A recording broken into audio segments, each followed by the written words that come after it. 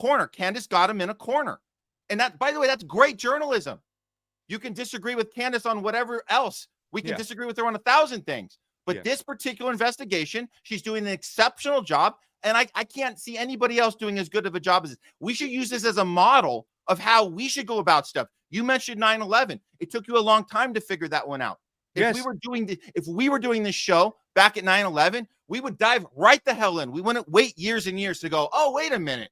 What was up with those dancing Israelis? And I wouldn't have somebody saying, oh, well, those are just a few people dancing. That's nothing.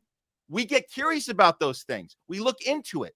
And if I had to go back, dancing Israelis do not really switch. Once again, dancing Israelis are one. And you're okay. So now you're playing right into this once again. Those same people. When you ask Myron Gaines, when you see Sneeko, when you see Dan Blazarian, when you see a lot of these people out there, who did 9/11? Israel. Plain and simple. That's what they say. And I'm like, well, that's kind of, once again, that's what's the word I'm looking for? I don't know if it's a reductionist argument over there, but it's who stand to gain the most. Look what happened with the West. The Patriot Act, the AUMF, all these countries they invaded. Once again, was it at the behest of Israel or was it them working together? Again, these are all great questions, but let's not dismiss when we see clues, when we see types of evidence. I'm not dismissing anything, and I've told you this. Listen, I am not fucking 100% sold that Israel had nothing to do with this. I never said that. I said Israel could have a lot to do with this. Is it an isolated action by Israel alone the way it's being portrayed, which is something you can't admit to because you just said, well, they didn't say this and that.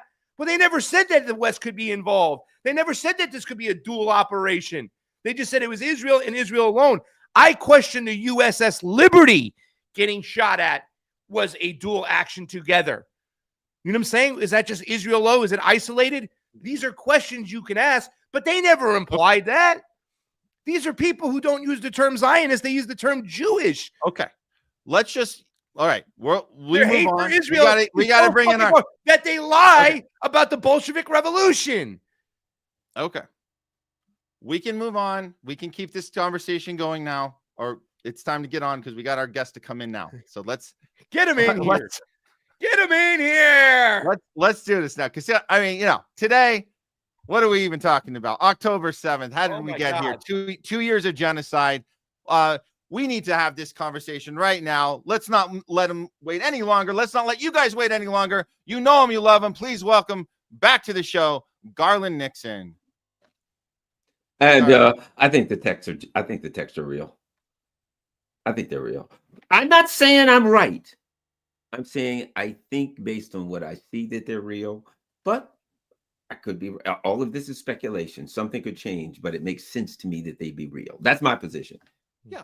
But he did say I don't know 100% of anything. It's all speculation. At this point, it looks to me like the texts are real. Like that if they weren't, that they'd have like flew out immediately. No. Aha, we got her. Because they could have, if they weren't real, right? You would have totally discredited Candace Owens. If you could show that those texts aren't real, you could totally discredit her. There would be no better opportunity to discredit Candace Owens. In fact, I'll put it to you like this. If I wanted to discredit Candace Owens deviously and diabolically, here's what I would do. I would leak fake texts to her and say they're real. And then when she relays them, I'd come out and prove that they were false. That would be a perfect operation to completely discredit her. But if they were false, if they were real, I'd be screwed. So if they had leaked fake text to her and then she discredited them and then she released them and they came back and said, they're fake, and she got them from the inside, I'd say, that was the perfect operation to screw her over. But she's there, right, waiting for a punch. You discredit these texts and you punched her right between the eyes. And they come out and say, yeah, you got us. I don't think they would do that. I think they would do the opposite. But I don't know. That's my opinion on it. Yeah. I think the fact that she ran an Oracle commercial right after that is the reason why you might want to discredit her a little bit. But that's just all kidding aside. I think that we still have to, and I got beat up from Steve this morning. We were going back and forth. We got really excited on the morning show. But, I think what we have to talk about, because here's my problem with the issue, right? I'm not saying that Israel had nothing to do with it, that Israel couldn't pulled the trigger on this.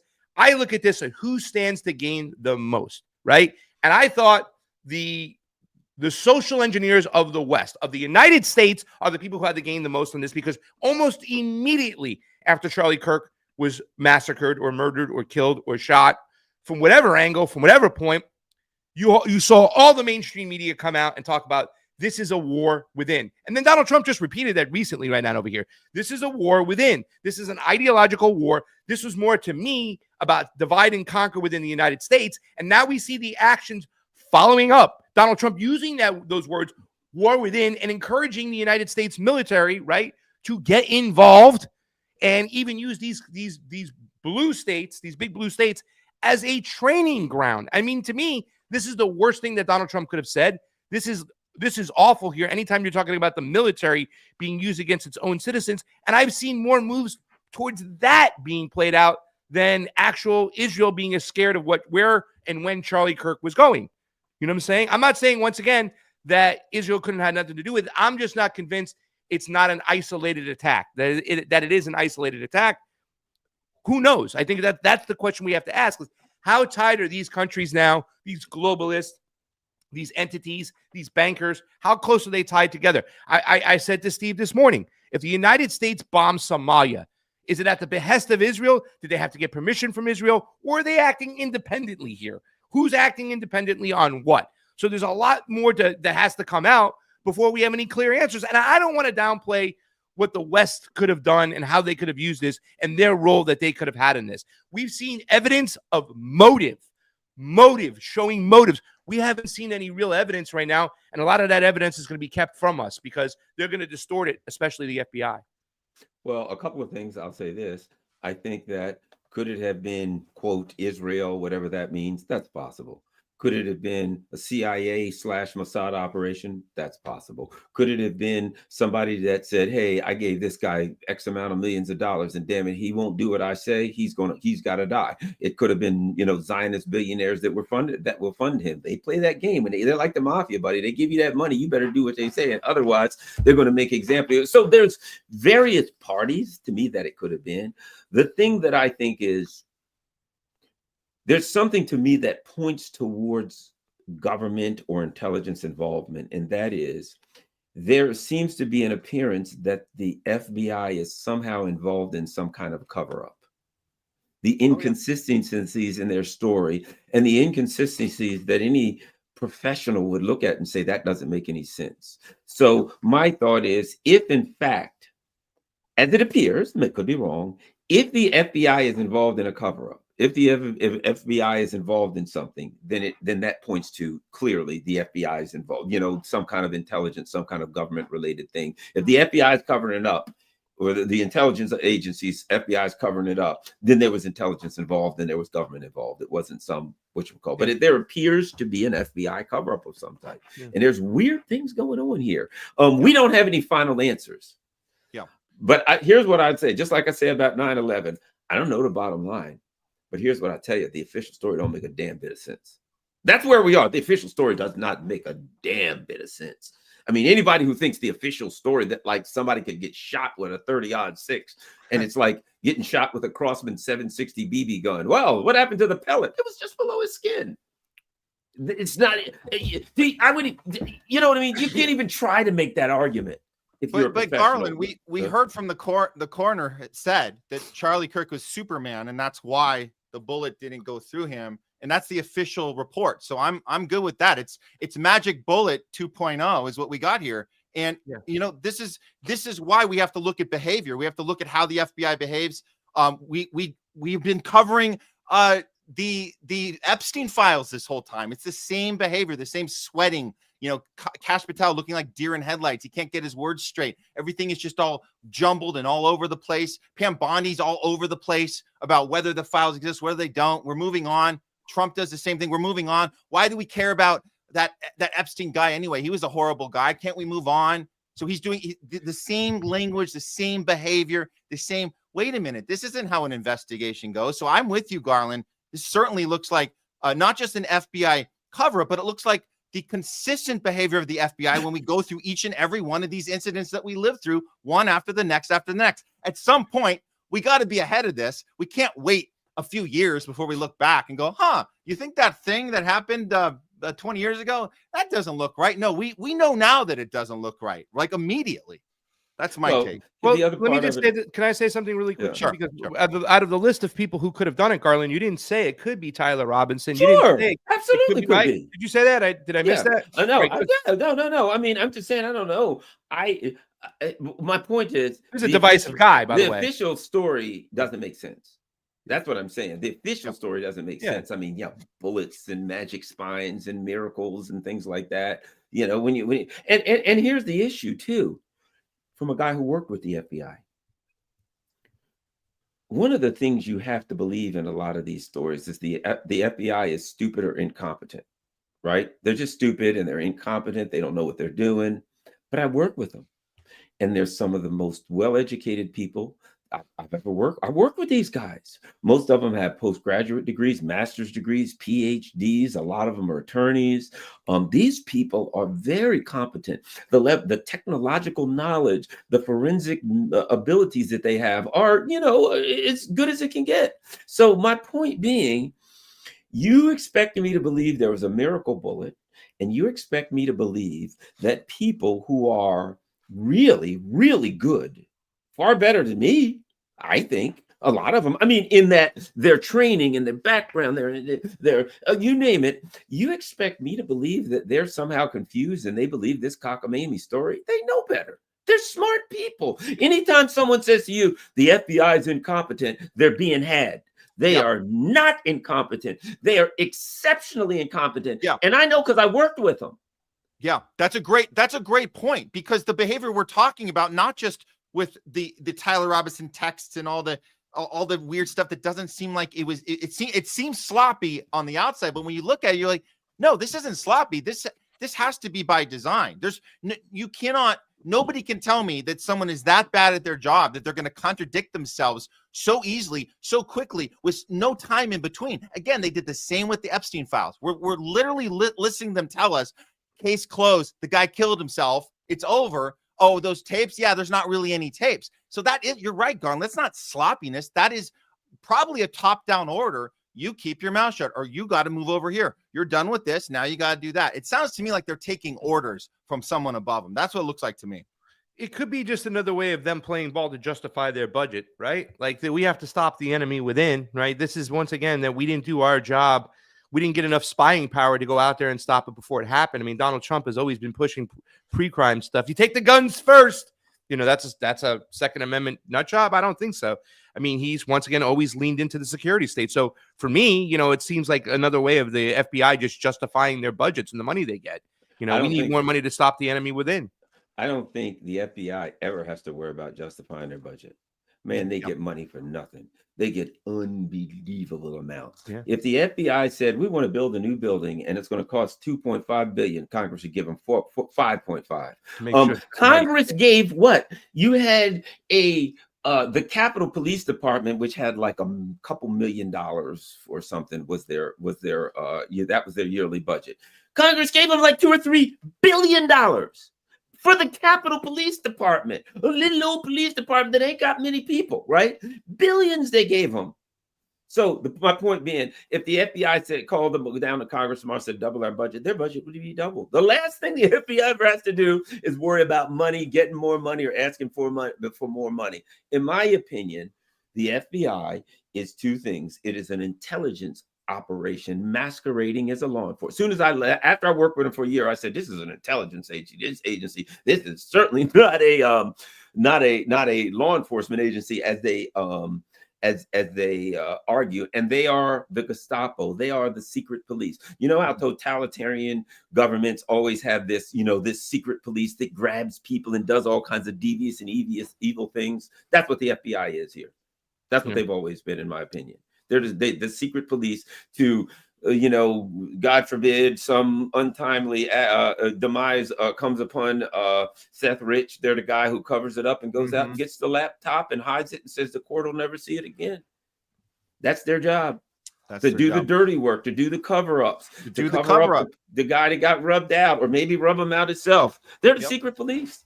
Yep. I bet you they disappear people. I don't know, people. Matt. Maybe you want to go to Trump's thing, and we can jump back to Israel. Okay, yeah, we're on the same. Okay, we're talking about policing, and I think there's no better guest here to kind of give us insight to what's going on, to what Donald Trump said the other day. I don't know about you. I told Matt, I said, this is the worst thing that Donald Trump has said. This is the worst implication he's ever made. And it's all about using the military against its own citizens. And I can't understand you seeing people on the populist right or conservatives justifying this and saying it's okay. Okay, let's hear it from the guy himself. Here we go. People other than politicians that look bad, they think, the Democrats run most of the cities that are in bad shape. We have many cities in great shape too, by the way. I want you to know that. But it seems that the ones that are run by the radical left Democrats, what they've done to San Francisco, Chicago, New York, Los Angeles, they're very unsafe places, and we're going to straighten them out. It would be a major part for some of the people in this room. That's a war too. It's a war from within. Controlling the physical territory of our border is essential to national security. We can't let these people in. We had no people enter in the last 4 months. Zero. Even I can't believe that. We had millions coming in, pouring in. 25 million all told, and of those 25 million, many of them should never be in our country. They would take their worst people and their people from prisons and jail, and they'd put them in a caravan, and they'd walk up. CNN was interviewing one person. Oh, why are you coming? I want freedom. Good. Were you in jail? Yes. For what? Murder. I said, you're in for, you had to see this anchor, a young woman. She's like, I couldn't believe.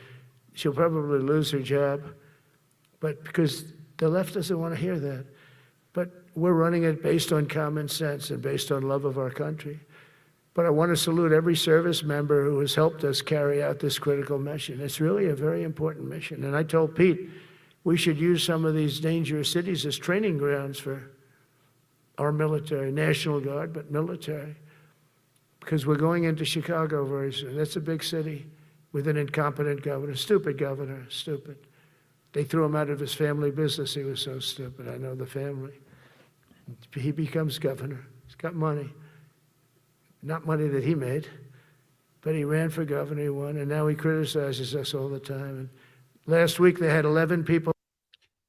Is he practicing his speech before he goes out? Because I think that it feels like everyone in the room is asleep, because that was the lowest energy I've ever heard from him. That's just my original take. But and by the way, I brought that clip because I didn't want to be people say, well, you're pulling it out of context, so we brought the whole 2 minutes. But for him to say we should use some of these streets as a training ground, and using the National Guard to sick upon your own citizens, I don't recall anything that bad being done by the last administration. Once again, obviously, I think they're both the same. One hands off to the other. This is one group, the donors working throughout to make it look like a two-party paradigm when it's a two-party illusion. But that is, to me, and I'm just interested to how you feel about that, Garland. That to me is some of the scariest things I've heard in a long time. Well, it's kind of like me. I fixed the car up so it'll run and give you the keys so you can drive it. That's the way I look at the last going between the Democrats and the Republicans. Let's not forget, Joe Biden took all of this terrorism stuff, right? And he's decided to bring the whole war on terror home, and it was domestic terrorism. And all he would talk about is MAGA. They're challenging our democracy. He created this environment where he was saying that people, it was like a real us versus them. The MAGA is people, they're domestic terrorists. And he was, they were advocating for these domestic terrorism laws. So he was, to me, Biden was creating an environment where at some point, someone who was president, be they Trump or whoever, could grab the baton and continue to run in this same direction. The divide and conquer strategy was still going. Let's not forget the whole COVID, and I'm sure you guys covered it. I covered it too. There was this, what was it? A polling where like all of these, a huge number of Democrats were like, oh, the unvaccinated should be, locked away. Their children should be taken, Noam they should, Chomsky told us that we needed to put them in concentration camps. Yes. they should starve.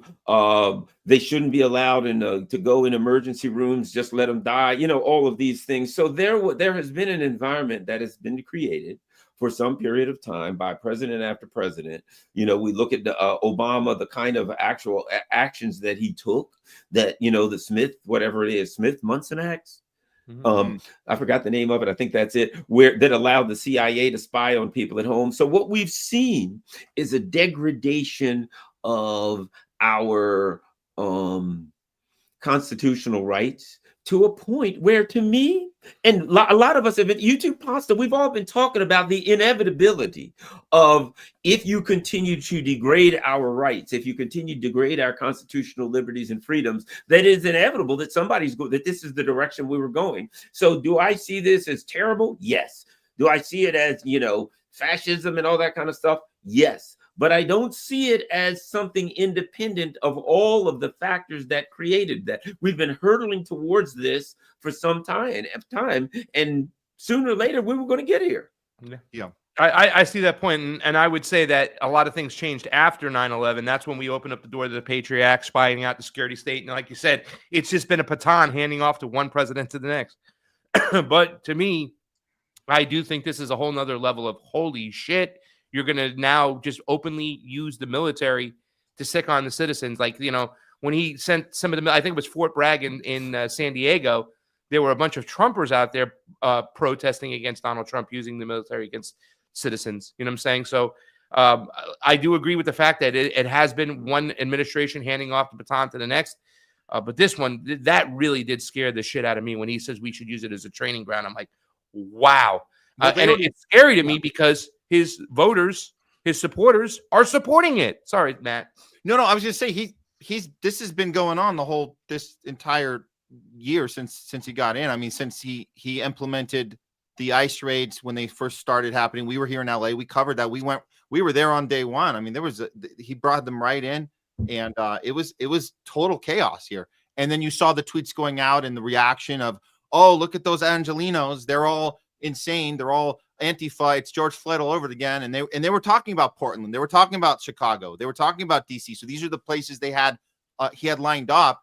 So when he uses words like testing ground, Craig, I've been hearing him say this. This isn't the first time he's been talking like this and using all these different cities as a mechanism to justify, we need to bring in this action because of the way people are behaving. And then when we look closer, we saw the provocateurs in place. We saw that the system was designed to create the chaos. The ICE agents here were designed to create the chaos in order to justify bringing in the military. So he's right on point. If anything, I feel like he kind of did that was a lackluster kind of a presentation there. But I'm saying he's been talking like this the whole time, and we are the training ground. This is where to provide some context. That was in Quantico in front of a bunch of military brass personnel, generals, lieutenants. I guess that's why, once again, the audience he was talking to, it's like it's almost like as if he was giving him a direct order. I believe it was Mark Milley, and I'm not a big Mark Milley fan, put out something else, put a response that, the military,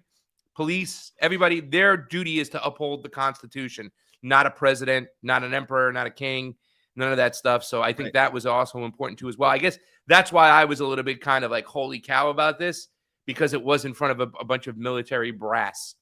Yeah. Well, I think that the training to me is not for overseas.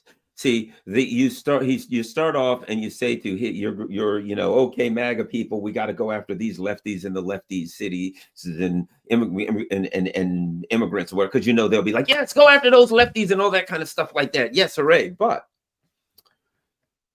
as this Zionist thing starts to unravel, and let's say people take to the streets, because that's who the training is for, as we get economic crashes, which seem inevitable here and maybe not all that far away, and people like, hey, wait a minute, what happened to my life savings? What happened to this? Why do we have hyperinflation? And people start coming to the streets. Guess what? They've been training for that. They've been practicing for what to do when the masses say, what the hell's going on? We've been screwed. And the masses start coming to the street. Oh, we trained for that. We worked it. So now that MAGA and everybody comes to the street, they're all set and they're ready for what appears to be like the inevitable clash of the working class and or whoever else who says, oh my God, we've been screwed. Things are falling apart. Come to the street and they're ready to deal with it. So I don't think that it is training for going overseas. I think it's training for how do you deal with a society that's starting to come unglued because people are been screwed, because you have a situation that makes 2008 look like, the roaring 20s, for God's sake. And they're like, what happened to everything's gone bad. My retirement's gone. The barn market crashed. My savings now is worth pennies. And they start acting up. You've got your troops all ready to put down these insurrections, as they'll call them. But they'll just be people exercising their constitutional rights. Yeah, definitely. So we're going to transition back. So it is October 7th. So we're going to talk about this 2 years of genocide here. And I'm going to transition back here in a second here. Guys, we're on with Garland Nixon. We got co-host Craig Pasa. If you guys just joining us, hit the like, share it out. We're here for the rest of the afternoon and into the evening, guys, because that's how we like to do it here on Tuesdays and Thursdays on the Homeless Left. Craig, we had a couple shout outs from your boy Applejack. I got to put this on here because we got some super chats. Here we go. Applejack. Shout out to my brother Pasta, one of the best of the best. We have an independent media. Please keep on keeping on, fam. Check out the Truth Wire. Thank you for that, Applejack. Thank you, Apple. He followed up. This is for you too, Pasta. Turning point confirmed. The attacks are real. Thank you very much. And very much thank you, Applejack, for that one. He wanted you to know that because it's important. It's important. We understand that. So, anyways, all I'm saying is when it's screenshot, it can be cherry picked to push a certain agenda, right? Just like the Twitter files, right? It was like they didn't show us everything; they showed us what they wanted us to see. Yeah. Well, we stay optimistically skeptical, or what? What is the duality? We say. Cautiously optimistic. That's the one. I like that one. I like it cautiously. And with that, anybody who's still on board with that, the military coming in bear with me, guys. This is the transition back to the Israel thing. So if you're still on board that Trump's got a plan domestically, and this is the right move militarily, that he needs to stick it to the liberal cities. Listen to this argument by Caroline Levitt, and then we want to see how this makes any sense when we got something a little more important going on overseas. But here's her little argument. And she's feisty when she tells us this. In day 3 of the Democrat-led government shutdown, the Democrats continue to recklessly hold the American people hostage over their demands to give illegal aliens free health care. So the lockdown of the government connected with we got to police the streets. The Democrats are insane. They're trying to hook up. Can you believe they're trying to hook up illegals with health care? Well, just so you MAGAs know,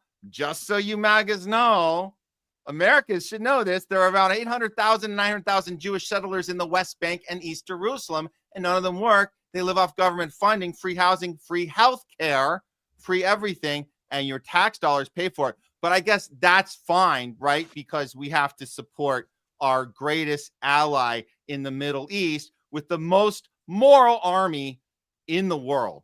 So there you go for a contradiction on what we're upset about here when we should be more upset about what we're doing over there. Quick comment on that. It's interesting.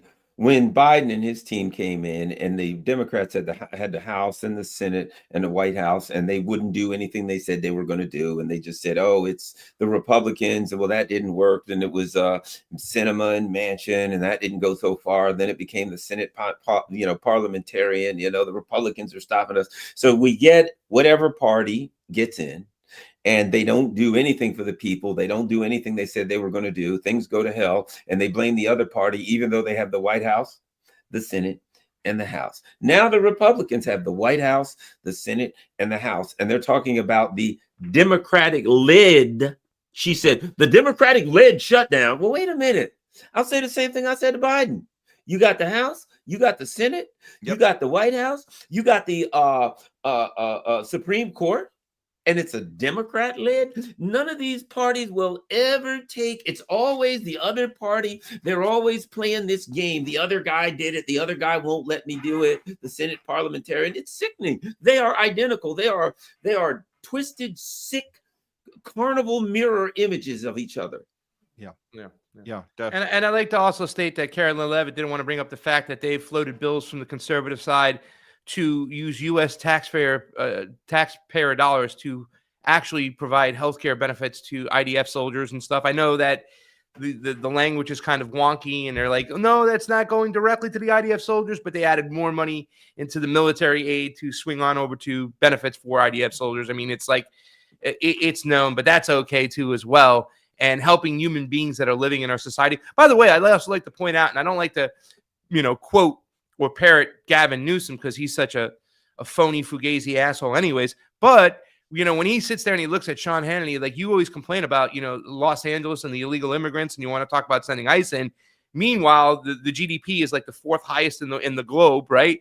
And a lot of the federal programs from red states are subsidized from a bunch of illegal immigrants that you yell about in Los Angeles. So shut the hell up because they're footing the bill.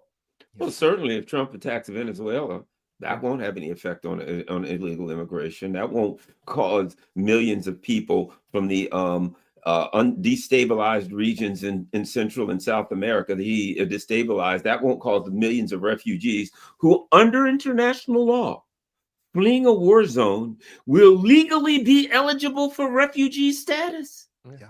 And I'm going to attack them. We got to stop the illegal immigration. What are you going to do? We're going to create an environment where millions of people, when you start that war, people are going to say, I'm fleeing a war and a war zone. And now by law, they are legally eligible for refugee status. And you can use that argument with Nicaragua, not Nicaragua. You can use that argument with Honduras, El Salvador, all these countries that have U.S. military bases in there where they're choosing their government and funding murder death squads, to cause havoc and whatnot. So anybody who's coming here, technically by law, has a right to come here by international law. Garland, I want to ask you the question really quickly before Matt takes it to the next point, because I think it's important, because the argument I get from a lot of people on the populist right, when it comes, they're justifying Donald Trump sending in ICE, obviously because of the immigrant. Why is it important for police to identify themselves? Any type of law enforcement, why would it be important for ICE to identify themselves as officers instead of masking themselves off and hiding their identity? Well, because people have a right to file complaints. For instance, a police department, you have a right. There are rules and regulations that must be followed. There are laws that they must be followed, and you have a right to file a legal or administrative complaint. I would look into internal. I would say that something should be done, and that's this. Someone should simply look into ICE internal rules and regulations, their administrative regulations, because I will guarantee you that somewhere in their administrative rules, there is a method, there is a way that people can file a complaint against an ICE agent if they feel that this ICE agent is done to them. I work for a law enforcement agency, and we had, if you file a complaint, you do this, at which point we have to give the officer this paper, this blah, blah, blah. And we had certain procedures and policies, right? So here's the issue. And somebody should actually try this in court to argue why they have to identify themselves. If ICE has a method through which citizens who feel that they've been illegally treated or, immorally, unethically treated by an ICE agent, right? If they have some method where somebody can file a complaint, where you can file, I'm a woman and an ICE agent felt my breast and I can file a complaint, right? But you can't do it if you don't know who the hell they are. Yeah. So you can argue they have to identify themselves, because other than if they're not identified, how does a citizen file a complaint against an ICE agent for violating either the law or their own internal policies and procedures? So you don't have policies and procedures if I don't know, if there's just a bunch of guys with a black mask and I'm a woman and one of those ICE agents squeezed my breast, right? Can't do that. I can file a complaint against him, right? Sexual harassment, whatever you want to call it. And I say, I want to file a complaint. I don't see a name tag. I can't see his face. All I know is there was 12 guys there and one of them felt my breast. We know that's illegal. Now I file a complaint. What is ICE going to say? Yeah, well, we think somebody might have did it. And in fact, we've got it on videotape, but we can't figure out who it is because they're all that look the same. So I would make an argument that you can't file a complaint. In fact, a woman could come along and file a complaint against ICE. A woman could come along who was arrested by ICE and say, one of these ICE agents felt my breast, squeezed my butt, did something untoward, unsexually, but I don't know who it is because they're not, they didn't tell me who they are and I didn't see any name tags. Therefore, I'm going to sue ICE. I think that would be a good lawsuit. Yeah, definitely. I mean, this is what we're talking about here is when you allow these ICE agents to behave this way, it's not just you're giving people less of an ability to have their rights, have a documented paper trail of right and wrong. They're on top of that, you're setting a precedent for people to be standoffish when they see people coming at them, giving them orders. How do I know you're not a thug that's not related to the ICE? How do I know who you are at all? Why should I even listen to you? And you're going to cause more chaos. But again, I think this goes back to the reason this is the way it is because ICE is being put out in these cities as a form to create chaos to then justify the military intervention. That's the whole point, is to create chaos. So of course, not showing your face is going to make the case for that. Well, the argument is immigrants and they don't have the right to the same rights as an American citizen has, but it says clearly in the Constitution that all persons are entitled to due process. So all it's illegal is the first part of that answer. But go ahead, Garland. I'm sorry. Let me add this. Okay, some car comes up behind you and starts coming after you, and you run from the car, and they charge you with fleeing and eluding, right? And you say, well, that car was an unmarked car. Yep. It was just a plain old, I don't know, with Chevy Caprice, whatever the hell they drive now. Who knows? A Ford Bronco or something, a Ford Bronco. And now you could go to court and you could show multiple instances where people have faked being law enforcement officers and pulled women over and raped them, pulled people over and robbed them. So you go to court and you show, look, people, this has happened, Your Honor. I didn't know it was a marked car. I would have pulled over, but I didn't pull over. Okay, same way. 3 guys jump out and grab you and they got on all black and you shoot them. Not bad. Oh my God, you killed 3 ICE agents. Those are ICE agents. 3 guys jumped out at night and tried to take me out. And I just protected myself. It's terrible. I feel terrible for their families. But how the hell did I know they were ICE agents? They looked like 3 guys in black. I thought they were trying to kill me. For the safety of the ICE agents, in my opinion. They should be, somebody could just fear for their life and pull out a knife and stab one, try to kill them, try to do anything to protect them. If I come upon, let's say I'm a person who just happens to be armed walking up the street and I see 3 thugs in black suits beating some woman up. Who's to say I might not pull out a gun and shoot those 3? Hey, leave that woman alone. Pow. And I shoot them. And then I find out they're ICE agents. Now I go to court. They charge me with, why did you shoot those 3? Your Honor, I didn't know they were ICE agents. I saw 3 men in black beating up a woman at night, and I felt I had to defend her. I thought they were going to kill her. Who's going to convict that guy? There's no criminal intent. You would have to show that he truly knew and believed that they were ICE agents. Yeah. He was simply coming to the aid of a woman. So for the safety of the ICE agents, for the ability of people to be able to file complaints if these guys violate their rules, they got to know who the hell it is. They might just be confused about what safety first means because we're on the impression safety first means wearing your mask, right? So, which we all forgot to do today. By the way, we forgot to put our masks on, and I'm a little scared of the screen. We should have had it on for the show. Yeah, we should have really had it on today, but maybe that's why they're just scared of.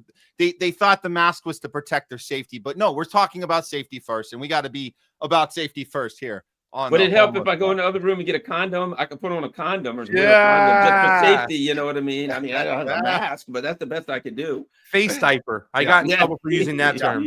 Face diaper. So I think they should have made those masks out of latex, in my opinion, and just let them put the latex around their eyes from here to there, eliminating a lot of problems. Mine covered like all this here. I was wearing a Magnum. Oh, there we go. I remember a meme of Batman getting arrested because he has the mouth open. Oh yeah.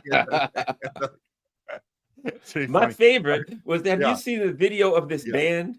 And they're playing saxophones or something. It's like a high school band or college band, and they all have their masks on, but they've cut holes open to stick their instruments. I'm like, well, COVID doesn't attack musicians when they're in the middle of playing, just like they don't attack people eating. We know that. That was worked out in advance. That was a deal we made with COVID, that during dinner time, playing music, you're fine. You're good. Yeah. If you went down to a certain level. I still love the meme of the support group of the mask going away, and the dude was all upset because it used to make him special, and feel better than everybody else, the fact that he would wear the mask. So he was in this kind of support group talking to them about, it sucks that it's going away because it really made me feel special and above everybody else, Yeah. I just said to him, dude, nobody's telling you can't wear your mask. They have an outlawed mask. You can wear a mask 24 hours a day if you want to. It's just that we will. In fact, you'll be even more special. Yeah. You'll be the only guy. You'll be the mask guy. I suggest you do that and just let the rest of us go on with our lives. See, that's the thing about it that I've always said. Nobody told these people they couldn't wear masks. Wear 2 or 3 of them. Remember, they were up to 3 masks at one. Wonderful. Keep going with masks until no air can get through. Then you'll be sure you won't get COVID for all eternity. I was in LA last week, and a judge at a family court case was wearing a mask. I was like, you got to be. I'm like, we're not going to get results out of this one. No, that's not a good sign. That's not a good sign. And to be honest with you, it's just so funny to me because a lot of these judges who in LA, which is terrible, the system is so broken there. They won't issue. Some of them won't issue mental health examinations because they feel it's violating HIPAA laws, but those same judges will write dissertations on why it's important for COVID vaccines to be tracked. That's okay. It's just mind-blowing. Yeah. All right. Well, let's circle back to October 7th. This is the day we will never forget. You know what? I want to put this Caitlin Johnstone up here because this is important, guys. We got to remember that never forget October 7th, 2023, that fateful day when Israelis were brutally massacred by Israeli tanks and Israeli helicopters and Israeli drones and Israeli soldiers and Israeli bullets, and also hit by Hamas a bit. So we will never forget. Obviously, we know that information is out because they've reported on it in Haaretz. They've reported on it in Jerusalem Post. We know that the Hannibal directive was given on October 7th. We also know a stand down order was given on October 7th, but our mainstream still hasn't caught up. Maybe they're just not, maybe they're just being sloppy. That's the word of the day today, sloppy.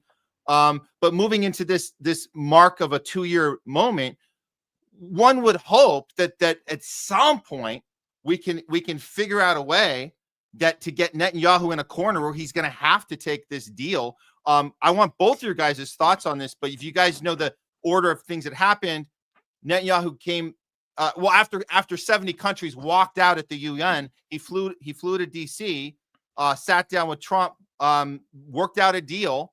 The deal was Hamas needs to sign this right now. If they sign the deal, then yes, we will then exchange a certain amount of hostages. They were going to release all of them. That was the idea.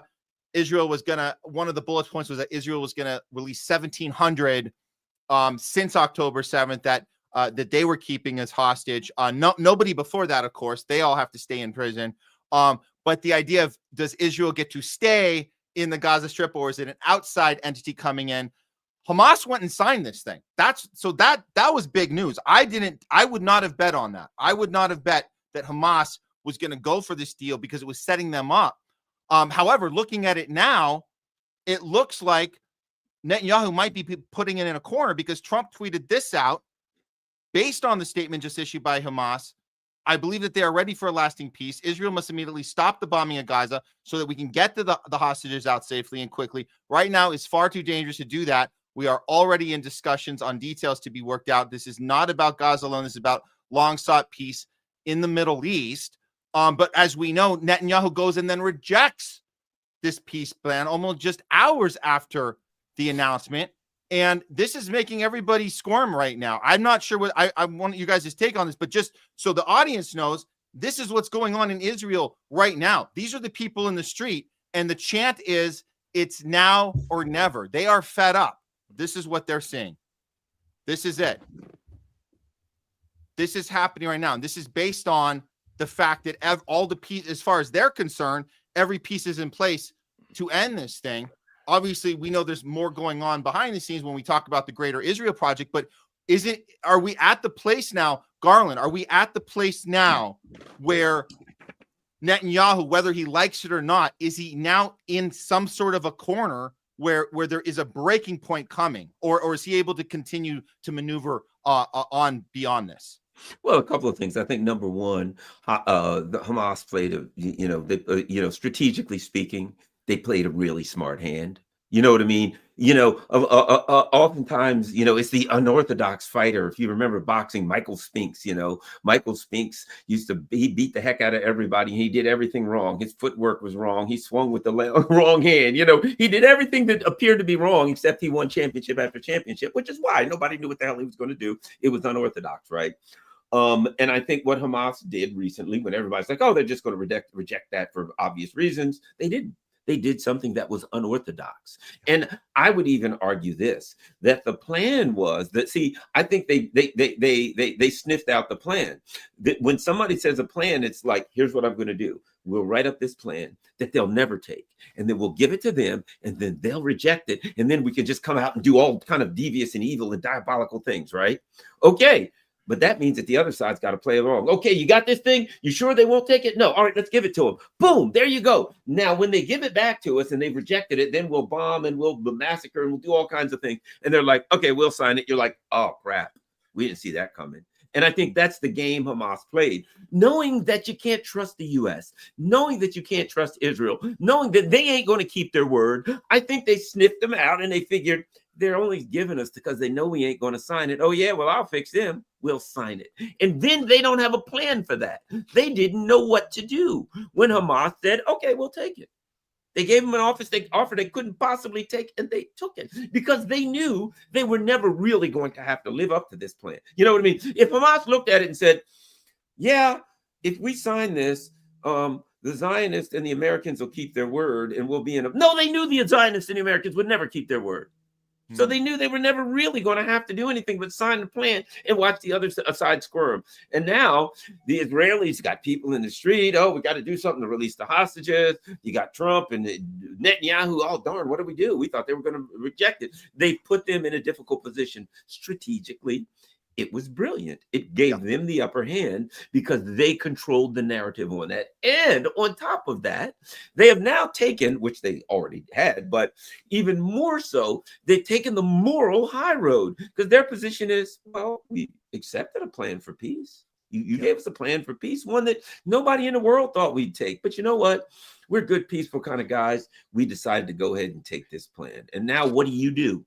Now you got to reject the plan that you came up with, that they accepted, that the whole world was shocked that they accepted. So people say, wow, they took the plan. And now you got to go back on your own plan and you look bad. So it's interesting, the chess game that was played here.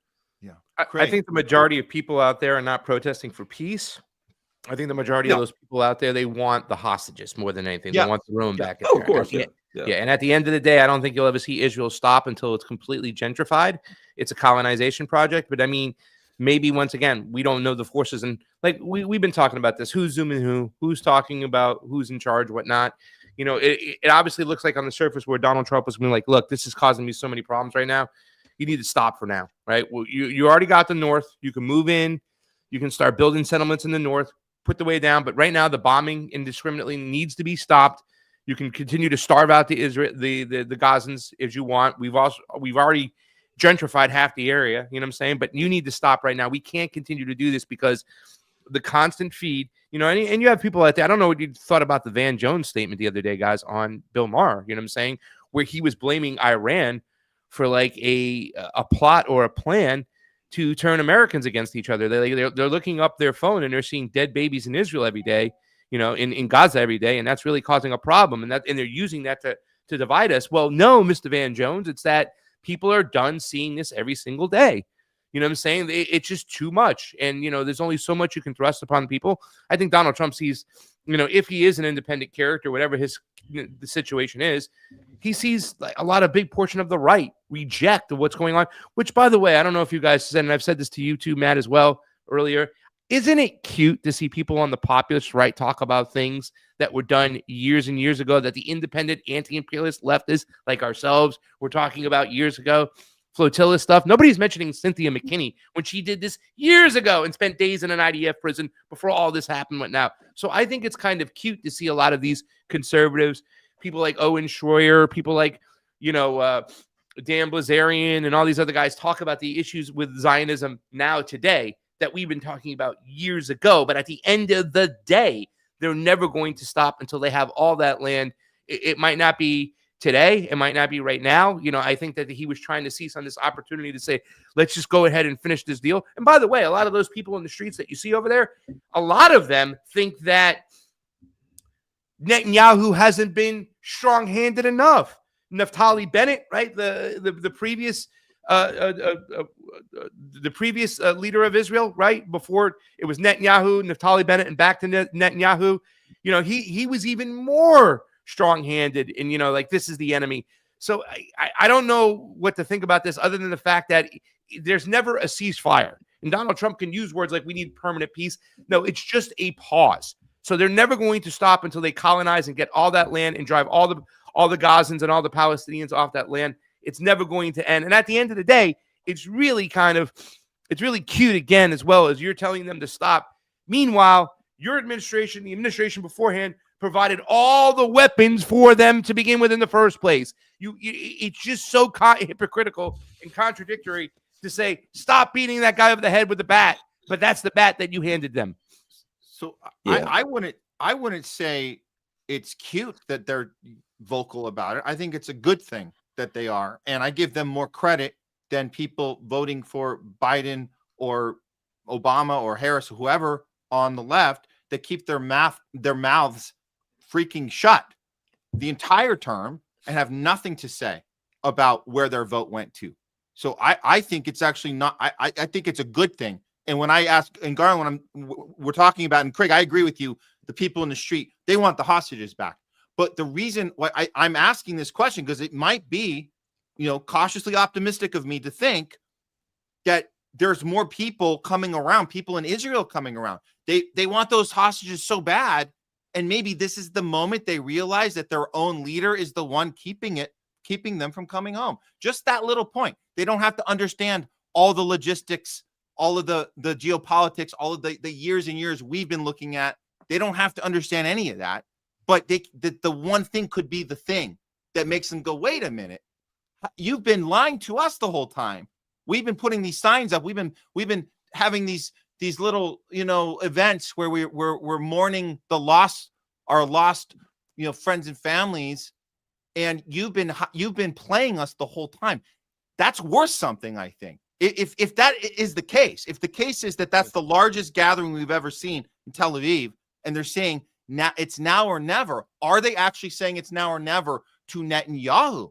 Are they done with him? And that, I would think that's a good thing. Garland, you first. Can I cut in front of Garland real quick? Garland, let me just say this. Here's the biggest difference. And the reason why I say it's cute is because most of those people, and a lot of the conservatives too as well, the actual voter, if you ask them, okay, with everything you know now, and now you're coming aboard with the whole Zionist movement, whether it was Candace Owens or Dan Blazarian, whoever, what your favorite podcaster who said this, would you go back in time and not vote for Trump? They're like, oh, no, I didn't say that.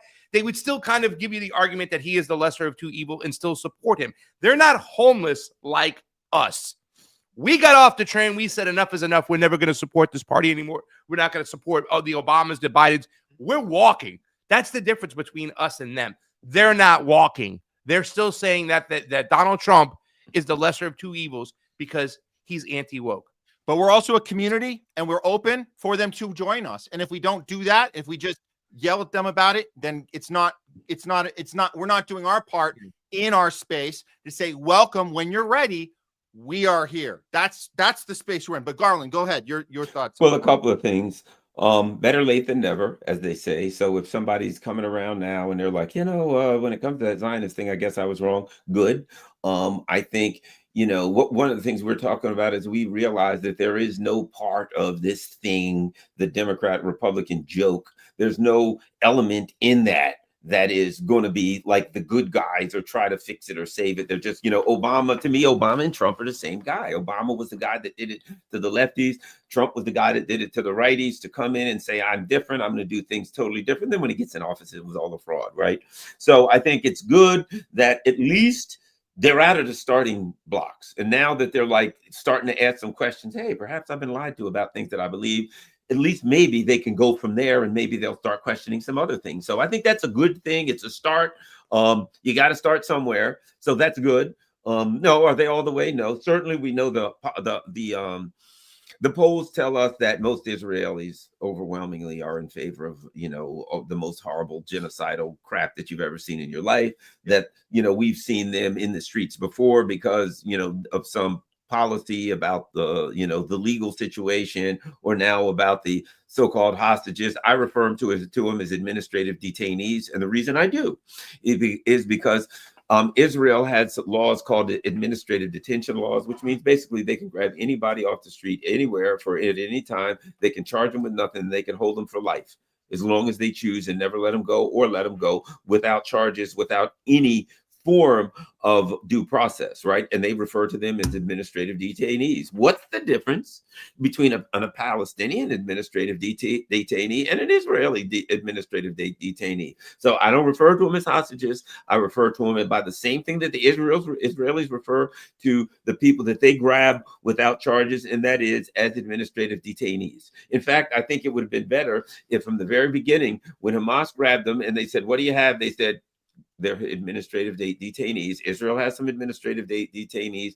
and we do too. So, we'll trade administrative detainees for administrative detainees. But I'm glad to see they've made some noise. What's interesting, I think, is good. Where the waking up is happening is like in Italy, where people are like, you know what, we're going to do a general strike. You know what, we're going to shut down the ports. We're going to shut down the roads. What has to happen is the people in these imperialist countries have to say, we will not comply. We will not allow our country to operate in a normal manner if you're going to be involved in this kind of activity. So what I'm glad of, I see it in Italy, that some people in some countries are starting to wake up enough to say there's more of us than there are of them, and we will disrupt this country, and we will say you can't rule over this country if you're going to do that kind of stuff, because you can only rule over us if we allow it.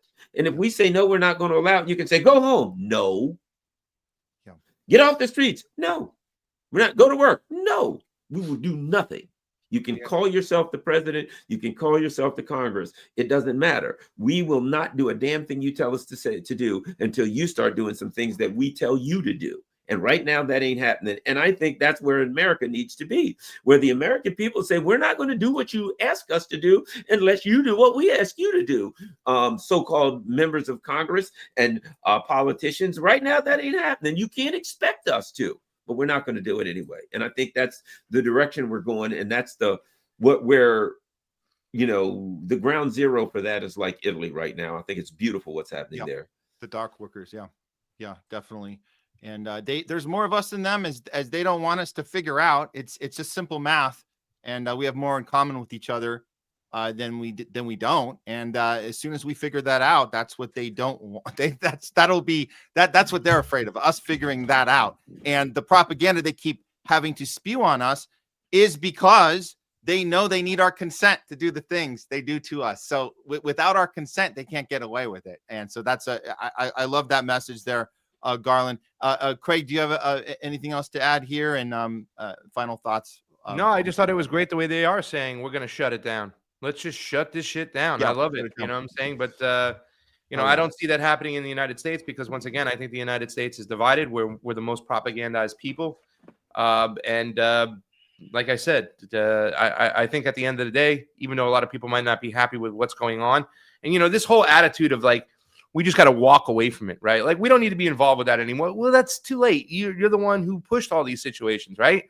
You've been propping up Israel for God knows how long. You can't walk away from just Ukraine and say, let's just walk away from it. You started that war. I think people have to look at the empire and what they're doing and why we're at the point we are at to really fix things moving forward. It starts from within. And if we don't fix that first, it doesn't make a difference what else we try to fix in the future, because we have to realize that it's all about empire. Empire is the problem. We need to fix empire. And once we do that, then we can start moving on our way. But the recognition is not there. It's still, it's so the party of individual responsibility doesn't want to be responsible for their foreign policy, their country's foreign policy whatsoever.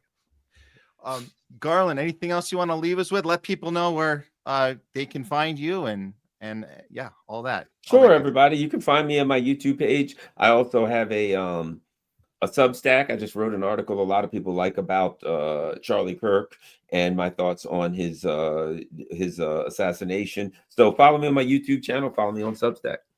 Awesome. Thank you, Garland Nixon, as always. Great conversation. Love the insight and thoughtful commentary. Looking forward to our next discussion. Thanks so much. Thank you. All right. Garland Nixon, man. Yeah. Garland Nixon.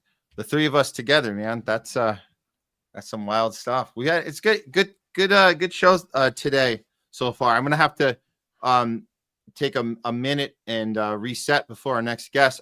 Craig, anything else you want to throw out for everybody here before we is that it? You done with me? You going on to the next guest? Yes, I have to. I'm ready. Beautiful. I'm gonna go cook dinner for Mom. Guys, thank you so much for having me on. Remember, tomorrow I do the Drive Time show, which is the call-in show on WBAI, Wednesday, 4 p.m. Me and Fiorella are also going at 4 o'clock tomorrow. We're going to do a special pickup show because of our travel schedule, and that's the Truth Wire. And I will not be on Matt Weinglass's show on Thursday. Well, I have to officially announce to people, since you're here and since you brought it up. Sorry. No, it's okay. I had to do this at some point. We are taking a pause on Thursday, just this Thursday, because it's Leslie and mine. It's our heart attack 1 year anniversary. So we made it. I can't believe it. It went fast. So we're gonna go. It went fast. That's what you can't believe. But you guys are made for each other. You guys, you know that. She's awesome. You're awesome, and I'm just so thankful that I'm a part of that part of your life as well as this part of your life as well. I have a great time when I come on, bro. Thanks to you. And hopefully my health issues will continue to go in the right way, and you'll see a lot more of me. It's been a crazy year, but I think I'm finally turning the corner. I don't know. I'm crossing my fingers, but I'm feeling really good, guys. And thank you for all the love and support while I've been taking, going at it very, very little. I've been just trying to stay relevant, not only in a time of suppression and, the whole RT thing really sucked. And it's not going to get any better. I don't think you're going to see RT come back. I never thought that, for a second I did think it was going to happen, but it did not. And I got fooled. But, we're just going to find a way. We're going to stay relevant. We're going to keep moving forward. And you're going to hear a lot from this tandem in the future. So thank you so much for having me a part of this group and a part of your life. And tell Leslie I said hello. I will. Thank you, Pasta. Craig Pasta Jardula, everybody. We'll see you next time. Later, buddy. All right, guys. If you're just joining us, Homeless Left, we still got some more show for you right now. In fact, we're going to be bringing in our next guest here in just a minute or two. I'm going to cut to a card here and get ready. But you guys, so go grab a drink, a bathroom real quick, and we're going to be right back here with Tim Rivers. And if you guys want to keep throwing your comments up, we see them on YouTube. We see them on Rumble, a little bit on Twitter. You got a couple on Facebook, which is funny because we don't generally promote that. But regardless, we will get to your comments later in the show when we do some talking back with you. And we got some more show after that. So if you're just getting us now, you can go back and watch the replay later. Watch the the stuff you missed later. We don't ever take it off of Rumble. It's always on our Rumble channel. So you can go back and watch the raw stuff. You could also just wait till we upload the segments and watch them by themselves. If you want to focus on a certain segment, we bring those up for you guys as well. And that's for you to share out with other people too. If you want to give them the short content, the 20-minute segments, 15-minute segments or whatever, or the full interviews, we have those available for you too. Okay, enough said. We'll see you guys back here in about 2 minutes. Don't go anywhere. This is The Homeless Left. We'll see you soon, guys. Non-tribal approach to news.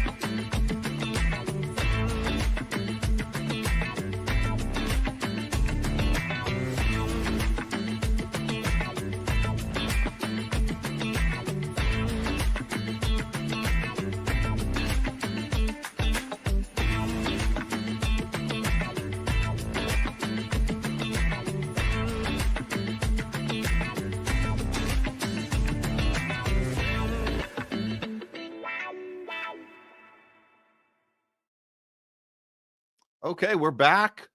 We're back with some homeless left, guys. We're very, very excited to have our next guest. I'll go ahead and give him a proper introduction. But if you don't know yet, we're going to be talking about January 6th because we've been covering that from the beginning. Since we started our show, we've been interested in that topic because it should be a nonpartisan issue. Isn't that crazy? We say that about things like this. We say nonpartisan. So weird, right? Because aren't we supposed to be in our little camps and we're supposed to be rooting for our team and against the other team? No, we don't do that on this show. We look at each incident, each event, and we go in with critical thinking skills, which is what we have to do consistently. And I guarantee you guys, if you can be consistent with that, things are much easier. You don't have to spin stuff so much. You don't have to ignore things. You don't have to pick and choose. You don't have to worry about contradicting yourself all the time. It actually is much easier to maneuver through life when you're just consistent with your principles.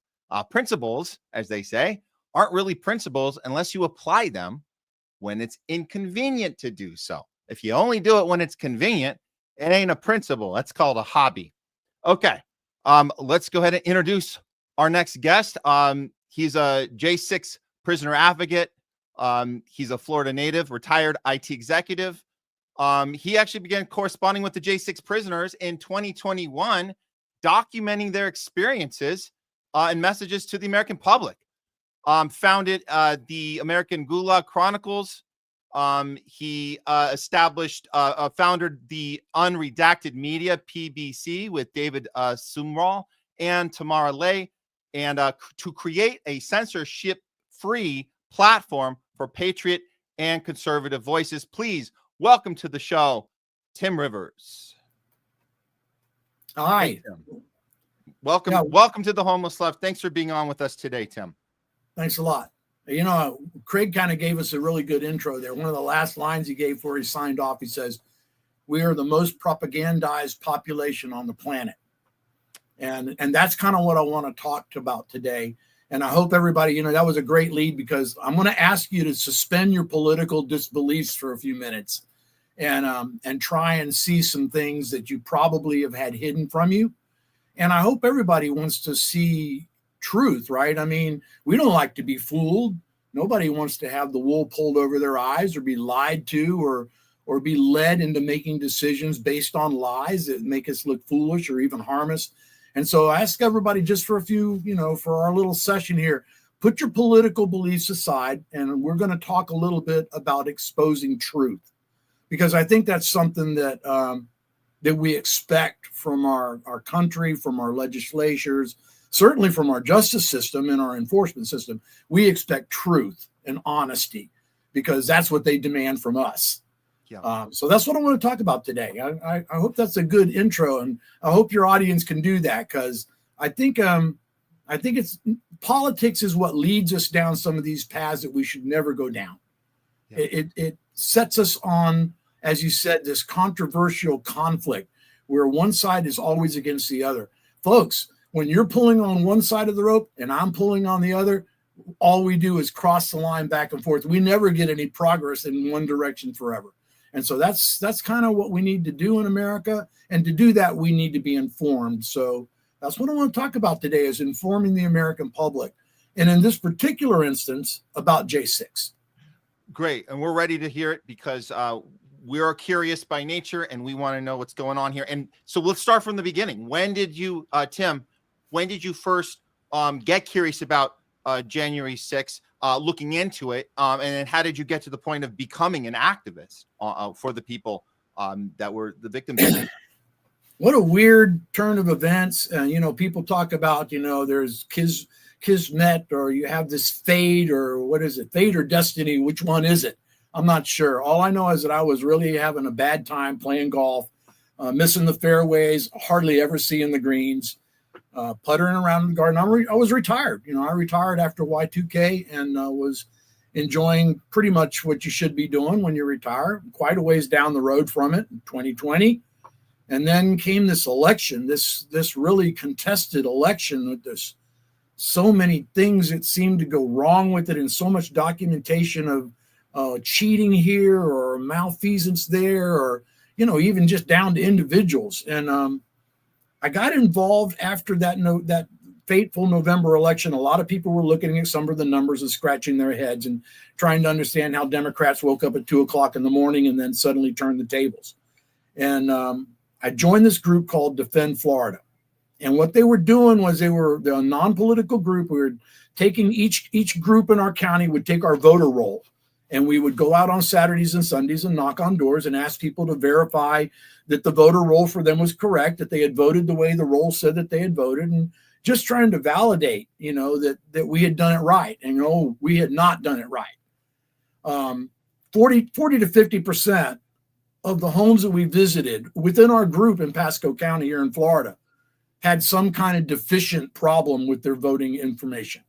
From 6 or 7 people, in an abandoned house that nobody lived in for 4 or 5 years, who all received mail-in ballots, to people who were deceased, families that, members had moved out of state, but were still getting their voter card. Just a lot of things that were wrong. And we could not get our state to correct them. And then here came after the election and all this doubt comes January 6th.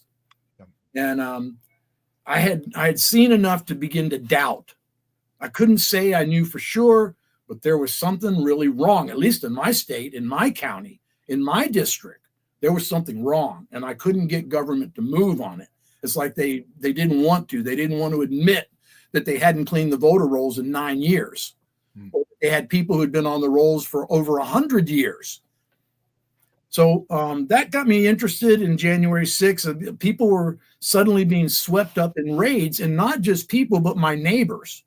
People who lived within 5 or 10 miles of me were being visited by 20 or 30 FBI SWAT teams, JTTF groups, every sheriff and police officer they could muster, pull people out of their homes around them like there was a bomb threat going on, to arrest some guy in his underwear with 3 children and his wife, unarmed.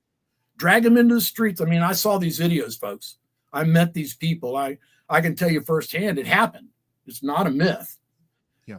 So that kind of got me started working with these people. Do you remember, anybody remember the Bundys, Ammon Bundy, and the mess up in Oregon when the Bureau of Land Management decided they were going to take their grazing rights, and these people said, no, you said they're historical heritage rights, and they stood their ground, and it turned into armed conflict, and they all went to prison.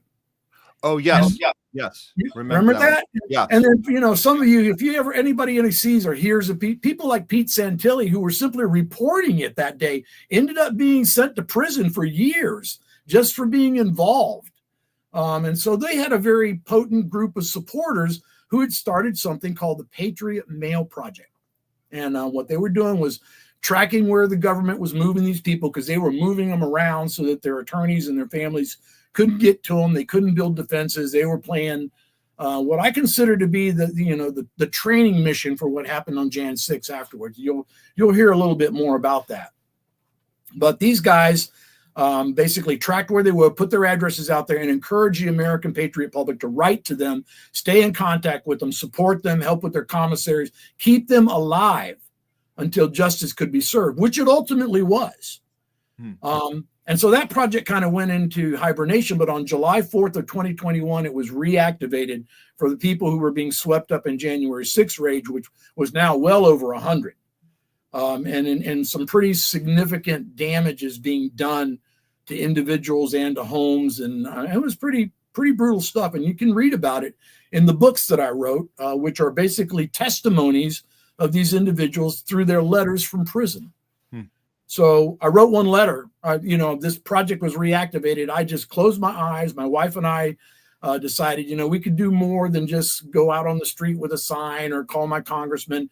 We could try and at least support some people who we thought were standing up for the right things and maybe were being treated unfairly, certainly unconstitutionally. So I just grabbed the name out of the hat from Patriot Mail Project and wrote the guy, my wife and I did, and told him how sorry we were this was happening to him. Nothing, earth shattering. Just, man, I'm really sorry. What can I do to help? And I get back this 5-page letter from an American war hero, a 30-year military veteran, a Ranger, a Green Beret. He served in almost every conflict you can think of in the last 20 years.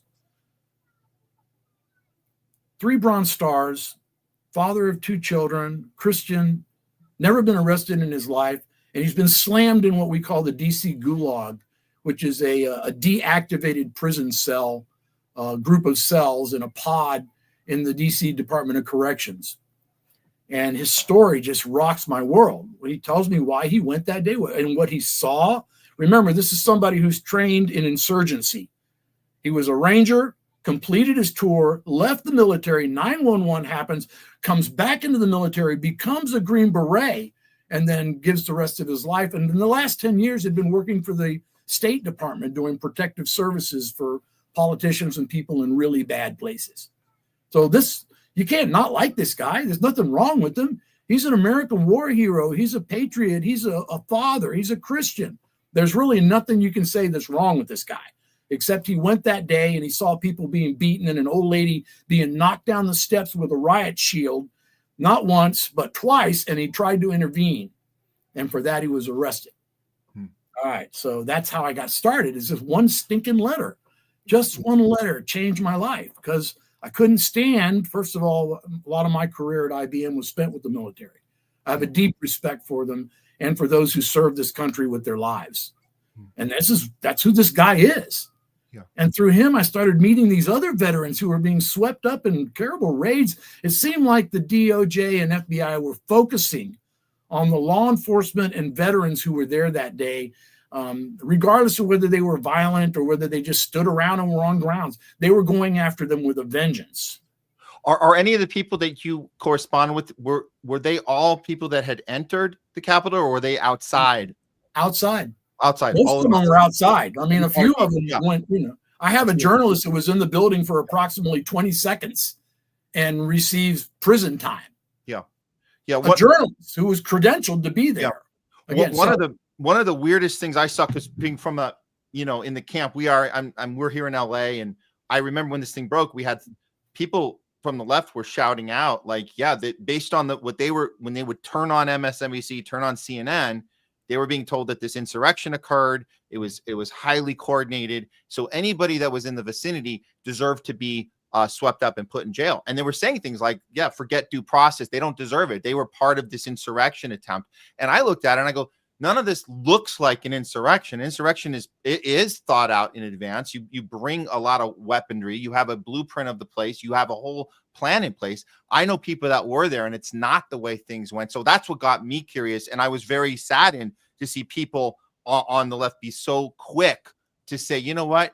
We're not going to apply due process to people. Even if they did something wrong, they still deserve due process. So I see that's where you got curious, was that they were rounding people up, not giving them that proper process that we all get, where we have a chance to prove our innocence. So that obviously is a red flag right there. When did you notice the other red flags from the event itself? Like when we talk about the Fed element, or the provocateur element, is that something you gained from talking to people, or how did that come up in your investigation? Because I think that's a huge part of the equation. A lot of people on the left don't even want to talk about it at all.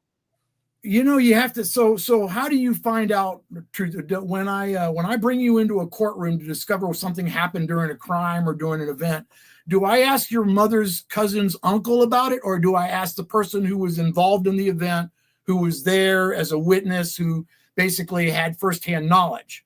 Which is closer to the truth when it comes to evidentiary testimony? Is it third, first, fifth person? Is it the media? Is it a government pundit? Or is it the individual and the individuals who were involved that day? Yeah. Whether it be law enforcement or protesters or people who thought they were going to rallies that were actually, were permitted. They had permits for them. And even areas that were, laid out for it. All of that changed at the last minute. And therein lies some of the reasons why you talked about the red flag. So after I met Jeff, and Jeff starts telling me about what's going on, I start communicating with these other guys. In fact, Jeff calls me from the prison before gets shut down. And we start talking about what's going on. He's telling me, man, you won't believe I see these people starting this crap, and they're all dressed in 5011 clothing. They're all dressed the same. They've all got little identifying bands on. And he starts telling me about, this is how we do counterinsurgency stuff. You get in there, you agitate a crowd. This is how you overthrow governments. And so, okay, that's one person. Then I talked to 2 or 3 other people, start telling me the same thing, only in different areas where they saw this agitation, the people who knocked over the barricades, the people who began to tear down the signs and the fencing. And yeah, you know what? Suddenly we're starting to see video, cell video. If you have not done it, if anybody who's listening to me doubts any of this, there's so much evidence out there. Go look up what Parler saw. You know, Parler, the video grouping, what Parler saw. You look at this great big timeline where you can click on people's videos through the whole day. Go to stophate.com and watch the documentaries there, especially J6 True Timeline, where it's nothing, there's really no propaganda there. You're seeing things happening in synchron time. So you understand the difference between the ellipse and the capital when somebody's talking and when violence is being perpetrated. So why do we all believe these strange things, right? Why do we believe it's an insurrection of hats and flags? Why do we believe that people singing the national anthem and bowing their heads in prayer are worthy of attack with incendiary explosives?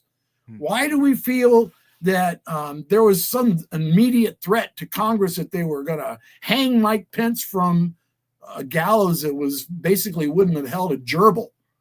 These are incredible lies, and they're a narrative that basically turned the American public away from the truth of the matter, or even wanting to know about the truth of the matter, and simply provoked the narrative, and then started to take these people down like they were Al-Qaeda in their neighborhoods, when in reality, many of them were very big supporters and basic elements of their community. Ministers, police officers, veterans. So what? Yeah. So what, right? Yeah. Oh, they were bad guys. They stormed the Capitol. No, they didn't.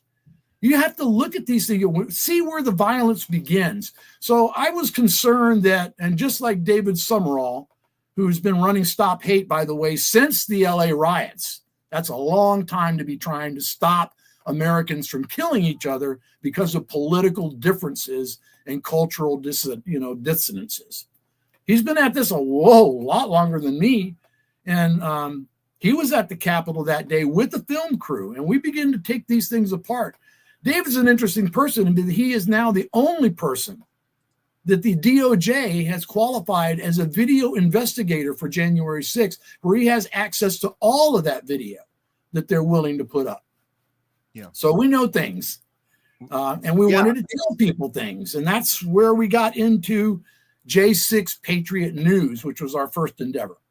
It became a clearinghouse, tracking these people along with Patriot Mail Project, forming initial support groups for them to handle their commissaries, their medical needs. More importantly, supporting their families, which were now bereft of their breadwinners and facing horrendous legal charges. I want everybody to know that if you get arrested for trespassing in D.C., you better have about $200,000 in your sock drawer, because that's what it'll take to find an attorney to support you there. So many of these people, just like you and I, ordinary Americans, could not afford to hire attorneys and were forced to take public defenders in the District of Columbia, which is 96% Democratic. So yeah, there was some unfairness going on there. And I tried to understand through J6 News. We talked about it. We allowed these people to post their letters. And I started posting the letters I was getting back from these individuals because I thought they were saying it was so much better than I could. I mean, yeah, I can tell you all about it, but I'm Joe's uncle, right? How about you want to listen to Joe? Because Joe's got something to say that's a lot more closer to truth than what I could tell you from listening to Joe. So let's give Joe a voice. And that's what we did. We started posting their letters on J6 News, and other people who were writing and supporting these prisoners saw that and started sending their letters in. And this amazing story, it's this amazing truth began to emerge from this fog of propaganda. That was so contrary to everything everybody was hearing repeated over and over and over. And how's that go? Say something 3 times and then it sticks. Yeah. Well, say something 3,000 times every day on every channel and watch it stick. And that's what happened. So we wanted to unstick that. And I figured the best way to do it was to let these people talk. And that's what we did. So I started calling the jails and doing interviews on jail phones, which is sometimes pretty challenging. And then posting those interviews, those audio interviews, along with information about them on J6 News And then we started going to Rumble and, into the social media. And by God, folks, I'm telling you, in 2020, I had 0 social media presence. You could not find me on social media. I did not exist. I was a retiree and I didn't really want to get into any of that. And yet today I run like 9 platforms. So it became a mission to me. I could not see, remember, I have children. They have children. What am I supposed to say to them? That I was too self-interested in learning how to get the ball between the fairway to stop and try and save my country and their future? That it was okay for them to live in a socialist society where their freedoms were taken away because I was more interested in gardening? Now, I really felt that pull. And that first letter just set me on fire. It made me so mad. I was furious. And so I needed a moniker when I came into social media. And so I adopted Furious Tim. Furious Tim. I love it. Furious Tim Rivers. So Tim, when you started, you said that you starting to run these social media platforms and you've never done this before. You're building kind of a following, you're building engagement, showing this information to people, these personal stories, like you said, the truth coming out. You're running all these things. That must have been quite a job. Can I ask you, what has been your experience, especially at that time? Because this is what 2021, 2022, this time frame. We started our show just after that, like right beginning of 2023. And what I learned right away doing this in this space was that there's certain topics that you got to watch out for when you talk about censorship. And red flag. There was Ukraine war, there's Israel, there's COVID, and there's election 2020. We know you can get flagged for these things. So my question is, did you experience any censorship when you started, or did you see anything there as far as trying to any things in play that were trying to prevent you from having these platforms? And what did you do about it when you discovered that? Yeah, well, first of all, you're pilloried, right? And right away you become the target of the left. And I say that laughingly because it's not really the left anymore. Yeah. It's just this contentious desire to only fall in one category or another without understanding what we share. What do we share in the country? What can we find? It's all about conflict, and you don't get anywhere with conflict. It's two forces counterposed and locked in combat. You can't go one way, you can't go the other. You're locked, and that's what we've been for so many years. And I felt that that I really couldn't do much more in social media. I felt like I was doing more whining than winning, if that makes any sense to you. People were hearing us, people are seeing it, but we weren't. Social media was so ephemeral. It felt that way to me, and I figured that there needed to be more permanence. And there's nothing more permanent than a book. And so I started, Marie Goodwin and I, who was the mother of a January 6er, after we formed January 6, J6 Patriot News, we'd been running it for about 6 months, and the letters were beginning to just pour in. In fact, they were kind of overshadowing the work that we were doing and tracking these guys and talking about their courts or their lack of court. And both her and my wife said, you got to do something more. This is, you're just not getting beyond the wall. There's a wall. And we could see it. You'd put a post out there and it'd start taking off, and all of a sudden it would come to a screeching halt in number of posts out. Hell, we've had some documentaries that took off 300,000 posts in the first 3 days and then stopped and have not moved in 6 months. Tell me about it. Censorship is real, especially in the social media environment. And so we had a hard time getting through that. And that's what eventually caused me to create the American Gulag Chronicles. Right. Both as a platform on Telegram and also as a nonprofit, because I had a vision. I was beginning to really emote with the families, not just the people who were being persecuted directly and imprisoned unjustly and denied bail for trespassing, for God's sakes, and placed in jail cells with murderers, rapists, and cartel members. And these are ordinary people like you or me that you played golf with, or you went to church with, or maybe you sat down and had a beer. I mean, these are ordinary people, folks. When you read these letters and you see who they are, you're going to go, insurrectionists? Really? It's so anyway, that was this truth that was being so deeply covered up that we decided that that the books were important, but that the family, the collateral damage that was happening to families and children, businesses, lives lost, homes lost. Suddenly you lose the breadwinner. 2 months later, you can't make the mortgage. They come and get the car. You're living with your mom. The kids are living with the sister. I mean, this is real. The collateral damage was so much greater and so intentional in the way it was done. And so it felt like, man, we were just bleeding here. America needed to hear this stuff. I mean, this is your tax dollars doing this. Are you okay with that? Do you really know what your dollars are doing right now to other Americans? And forget about their politics. Again, I've asked you to put your politics aside here. I want to talk about basic rights as a citizen of the country, constitutional and civil. And so these people were having all of those things denied them. And their families were also being really persecuted as well, both politically and socially. In some cases, even they're losing their jobs, wives and other family members being identified and then instantly being insurrectionists because of that narrative. Forget the fact that the guy's a deputy sheriff and he's never been arrested in his life. And his wife runs the damn daycare at the local Baptist church, and his children are smart. No, it doesn't matter. He's an insurrectionist because he was on Capitol grounds that day. And so this narrative needed to be dispelled in a way that was a little more permanent than social media posts. And so the first book, which I don't have in reach, maybe I do. First book was called Letters from Prison. And that's exactly what it is. In here, you're going to see their letters, the actual letters and the transcripts from them, the artwork that they do from prison, the stories that they've written.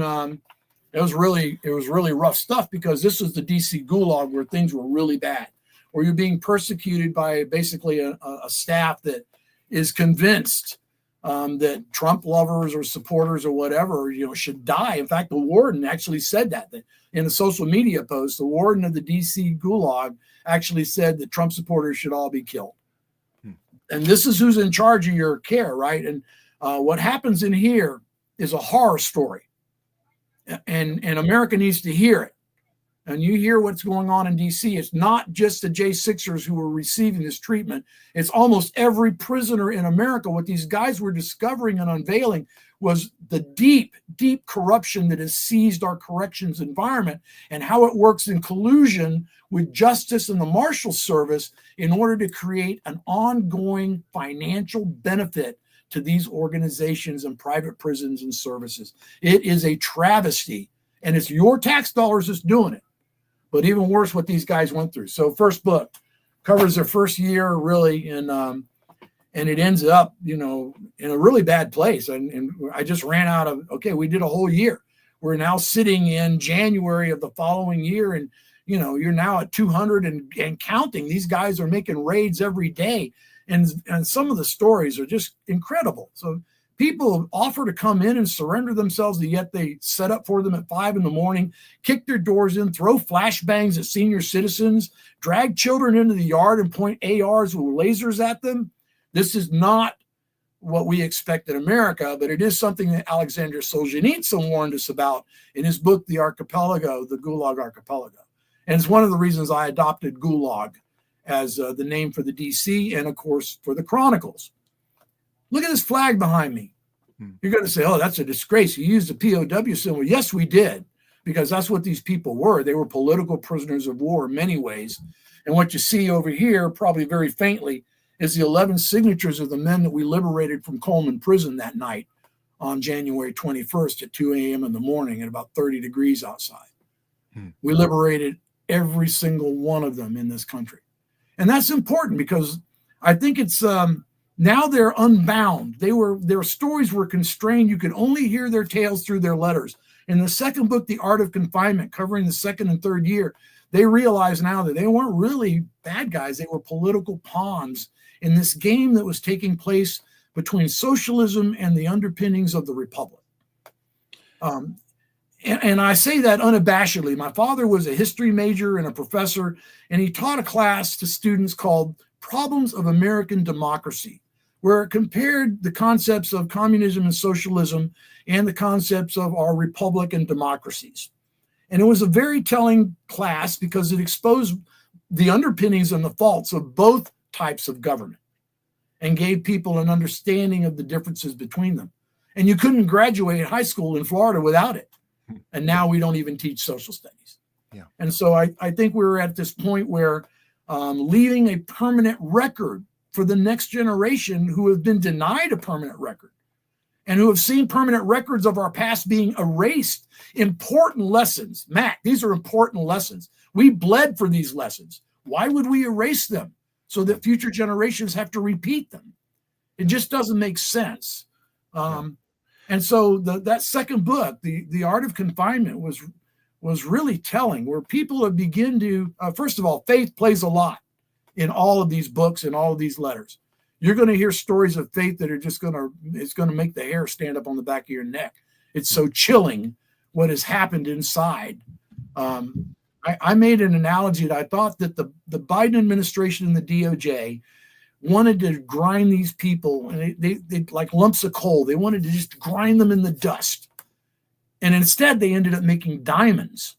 This is the hardest substance on the planet. And these people are hard, and they're coming out, and they're running for office. I just did, and we'll talk about the trials in a minute, the J6 inquiry trials, but we just interviewed the highest ranking military J6er that was held, Lieutenant Colonel Larry Brock. This guy is an American war hero. 3,000 hours in the A-10 Thunderbolt close air support, 357 of those combat hours in the Middle East, 30-year veteran of the military, and an incredible patriot. And what he had to say about what was done to him and about the inability to even generate a defense, the way the DOJ and everybody treated these folks, is very telling, because it can happen to anybody if it can happen to him. And in this last book, the last year, right up to the day, I mean, this very last letter in here is on January 20th of 2025, the day before they were liberated, pardoned. You're going to hear exactly how they've understood their role in what's happened in America in the last 5 years. And it's telling, and they realize that in many ways, they have been the sacrifice of liberty.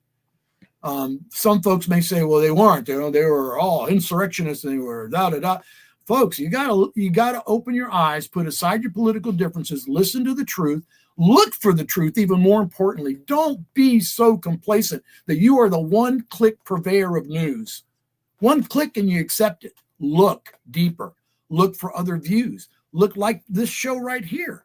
This is a perfect example of giving forums a fair chance so that you can find the truth instead of just revealing over and over again the falsities of the background behind you. Frank Zappa once said that when the cost of maintaining the facade of liberty would get too expensive, they would turn up the house lights, pull away the chairs, pull back the curtain, rip away the scenery, and you would see the brick wall of tyranny behind you.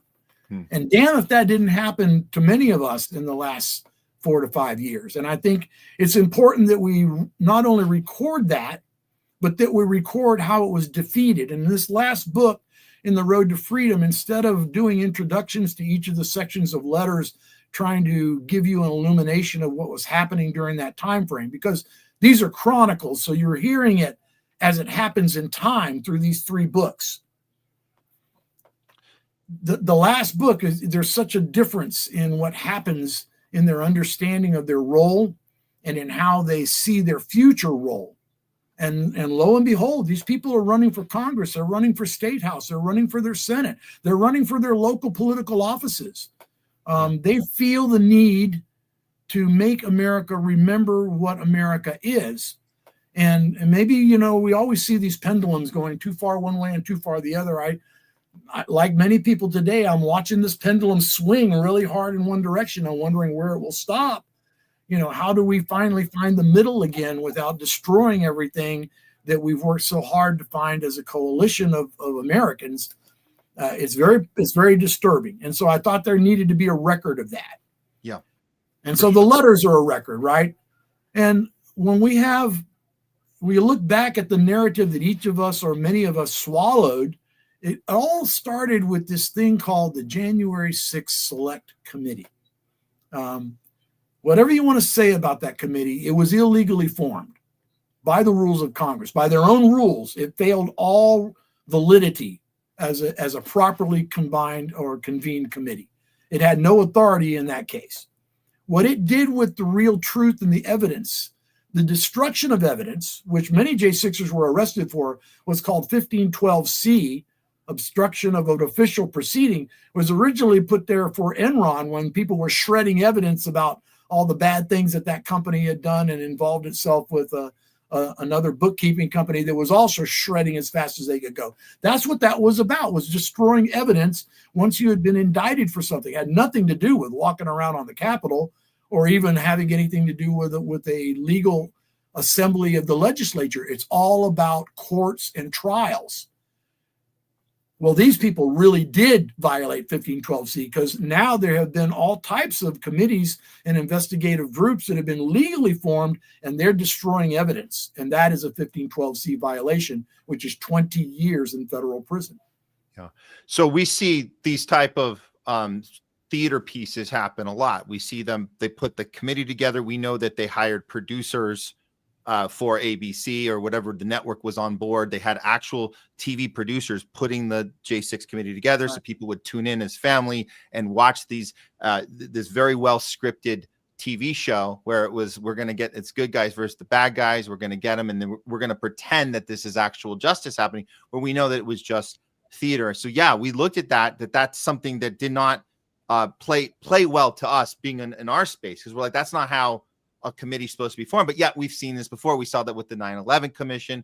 We see these little commissions being put together and then telling us, oh yeah, we're checking every box, we're going through all the information. No, you're just doing your job of deflecting information and only picking and choosing stuff you want the public to see. And you're also, what they're also doing is they're reverse engineering an outcome they already determined, and then they're reverse engineering that and then giving us that story basically as a script. So we recognized all of that as it was happening, but so many people on the left did not want to see that. I guess, can I ask you this, sure, Tim, about because you mentioned the big day, I guess, was January 2025, earlier this year, when the pardons happened. So Trump gets into office, and the idea is that he's going to right all these wrongs, starting with the pardons.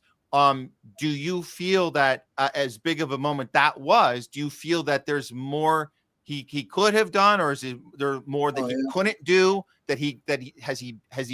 where is that communication now that the people you've been working with and communicating with, and their perspective of that? Are we in the phase of this story of this is where justice happens, or we're only getting a little of it? Where are you in that part of the story as far as Trump's role in this right now as president right now? We've all been to Mar-a-Lago. Almost all of our advocacy groups, including myself, have been to Mar-a-Lago, have spoken to people down there, have delivered the books. We went into the halls of Congress with letters from prison and put a copy in every member of Congress's hands, Senate and House. They cannot say they don't know. And yet people like Massey and other folks who promised all these investigations have done nothing. And so where do we stand with that? Well, we wrote the advocacy group, and led by Suzanne Monk and the J6 Action PAC, actually created the blueprint for the pardons in the J6 Pardon Project. Just look that up, January 6th Pardon Project, and you'll see that we provided the Trump administration with the correct blueprint, a database of prisoners, a database of offenses, and which ones were correct and which ones had been improperly charged. I mean, really, it was yeoman's work. And produced the book, but then went to Congress and went to all of Trump's staff and provided the groundwork. The difference was that the blueprint called for pardons of innocence, and what came down was just straight pardons. So why is that a bad thing? Well, I was just talking about somebody, I'll just use Colt McAbee as an example, who is a deputy sheriff. He's still a criminal. Oh, he's pardoned, he's free, yes. But you didn't erase his criminal conviction. By giving him a pardon, you freed him from prison, but you left him with the onus of an improper conviction. And so we felt that pardons of innocence are still needing to be done. We are expecting Ed Martin to listen to us, who's now the new pardon attorney general. But to be frank, many J6ers feel that they are forgotten now. That, okay, you got the pardons, go on about your way, be happy that you got justice. That wasn't justice, folks. If I was illegally charged and improperly convicted, giving me a pardon and leaving me a criminal is not justice. It's not.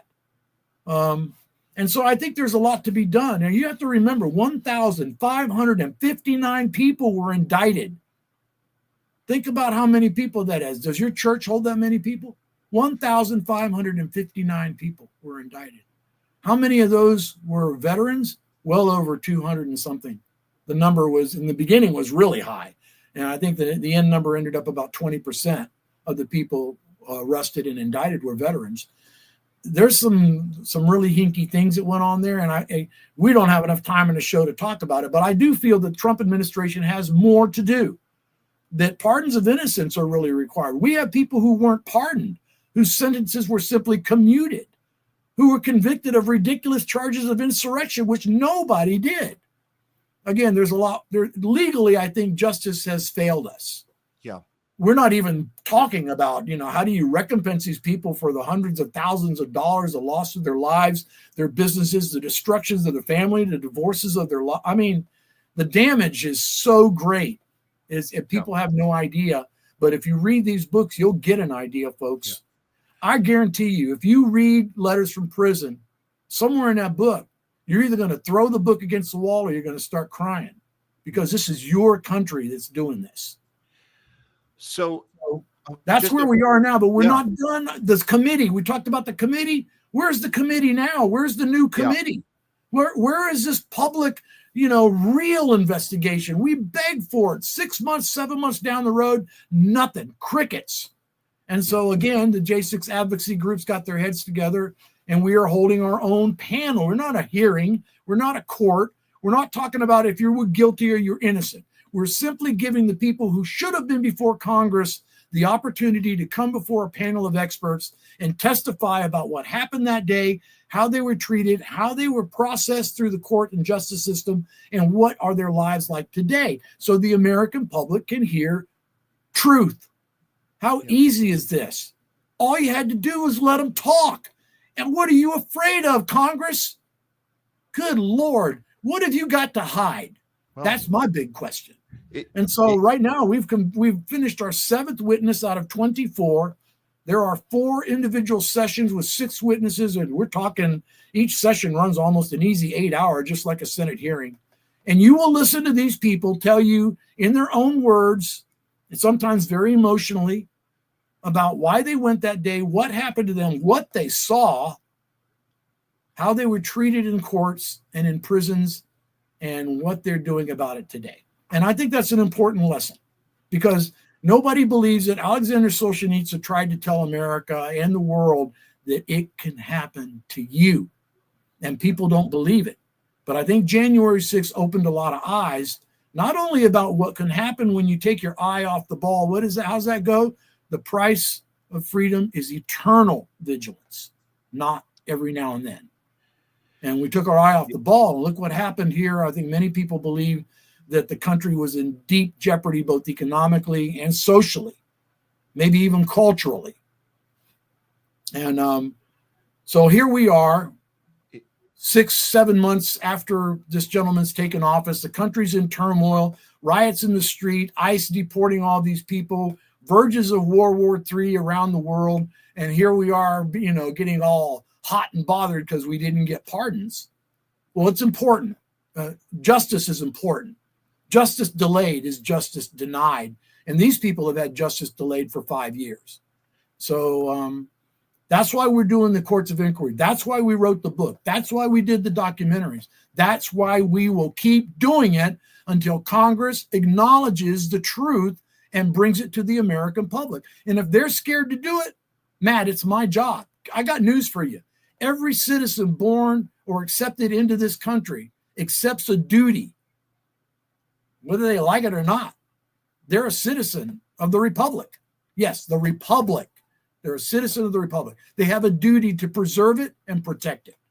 It's not Congress's job. Those are just the idiots we hired. It's really our job. If you own a business and your employees don't show up for work and you can't serve the food to your customers and you can't get your supplies, what do? Do you just sit there and go, oh, well, nobody's doing anything? Heck no, you roll your sleeves up, you go in the back room, you start making dinners, or you start packing materials. Well, that's what you need to do, America. Get off your butt and do your job. Demand your Congress do theirs. They're your hirelings. They work for you, not us for them. 202-224-3124.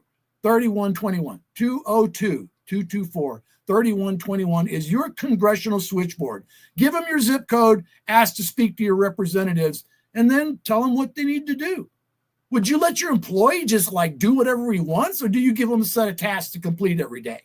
Well, Congress is running amok, and the government is shut down right now, and nothing is happening because people are too stubborn to admit that there are better things that affect everybody than just one particular class of people. And, no, that's well said. And I will even add to that, another reason people don't understand what you're talking about is because they're also stuck in their little camp, and they're not understanding the opportunity that might be right in front of them right now to align a larger movement of people holding Congress accountable. Because like you mentioned, Tim, there is a lot of chaos right now on the home front. There's a lot of people right now that are losing their ability to have due process. There's a lot of First Amendment challenges right now, because we talk about these things as principles, right? We talk about the freedom of speech, everything in the First Amendment. By the way, there's a lot of stuff in there. If people haven't looked at it, there's a lot of stuff in that first one there. Before we even get to number two, there's a lot in that number one. And you got the freedom of speech, the freedom of press, the freedom of sharing information, having conversations, having opinion,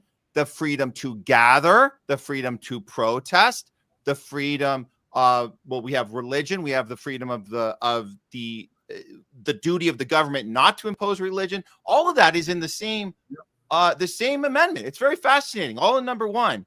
And so the one I think the big disconnect right now, Tim, and I think it's pretty sad to me that you have, Trump coming in, does these pardons, like you explained, didn't go all the way with it. You have Congress kind of ignoring all the work you guys have done of doing. You literally have to do your own, put your own committee together, because it's just kind of hit a wall and there's no action happening right now. But at the same time, we got this same problem happening to other Americans in the streets that maybe not only were not paying attention to January 6th, they were the ones that we talked about earlier that were very much for people on January 6th being locked up without due process. Well, it is happening to them now.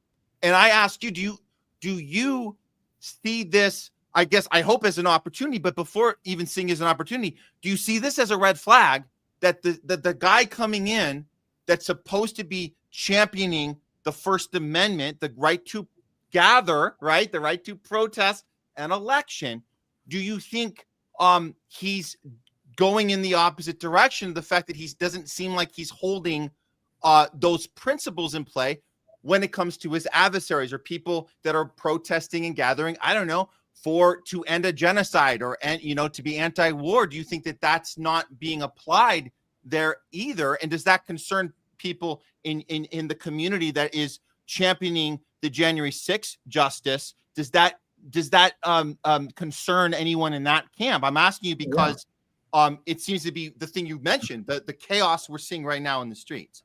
Yeah, you know what? January 6ers have a lot more in common with BLM than you might think. Right. Because they're both a community that has been selected for persecution by the government. And Black people have been, January 6ers are just a very recent and very visible incarnation of this selective justice, but it's been going on for a long time. And that's one of the things I think I'm the most proud of the advocacy groups that we work with, is that we have unveiled for the public, and we will continue to do so, the corruption and the degradation of our correction system and the complicity of it with our justice system in order to win a case at any cost. You know what the old credo of justice was? Was justice at any cost.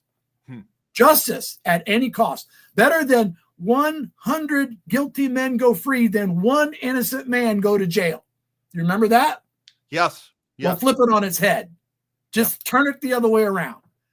Better than 100 innocent men will go to prison for a political cause than the guilty guy who will just go free with his laptop. Yeah. No, I'm sorry. Right. It feels very wrong. Okay. I'm 70 Yeah. years old. I've got a right to kind of look backwards over a longer period of time than most people and see the changes that the country has gone through. And I'm telling you, politics are ephemeral. I was a Democrat. Wow. Big surprise. My whole family was Democrat from the deep South. But then Democrats weren't representing what I believed anymore. I became a libertarian. Woo! Well, that didn't work out so well either. So then I became an independent. I'm just going to vote for the good people, right? Well, kind of hard to find those guys. And now, am I a Republican? Damn, I don't even know. The uniparty's in power. I don't know if it matters which ones you're at. You're both going to get persecuted. Yeah. And so I kind of feel like politics is the bad guy here. We've allowed this politics. And yes, I'm afraid that pendulum will swing too far in retribution.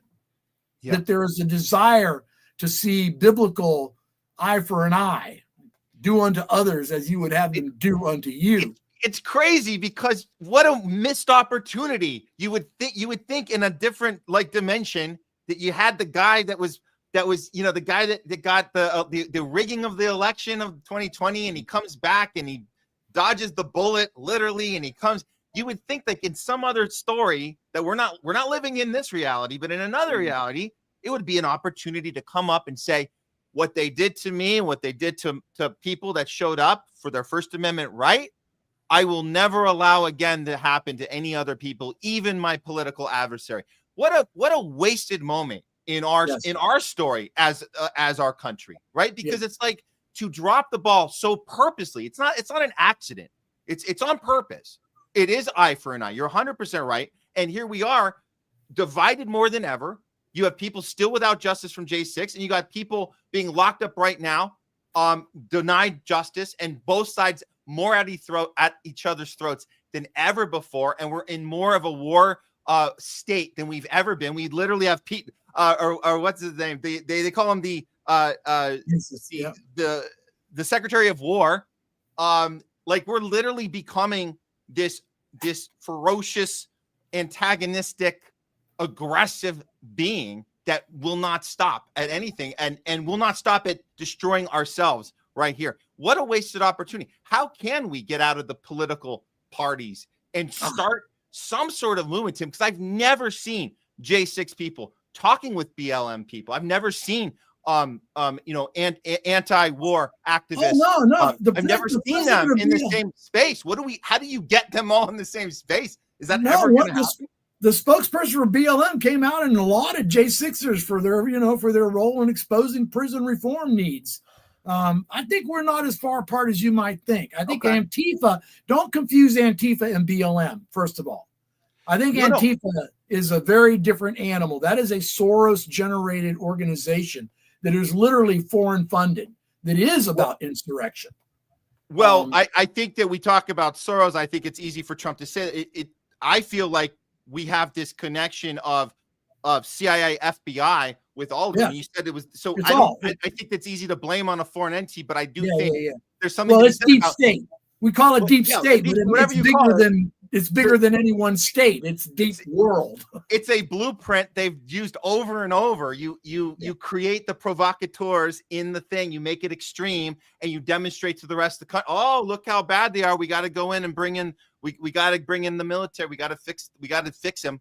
These people are out of their mind. You create the radical part of the movement, where the movement itself started in an innocent way at the beginning, and then it was captured. I think that's what we see over and over. But yet people can only see it when it happens on their side. They can't see that you also get captured on the other side. The people who disagree with also get captured and get played on each other. So that's from my vantage point. But I think we're agreeing on this. I think the way you get away from it, I think the way you disarm the politics of it all is to work at it from a moral platform, from a moral ground.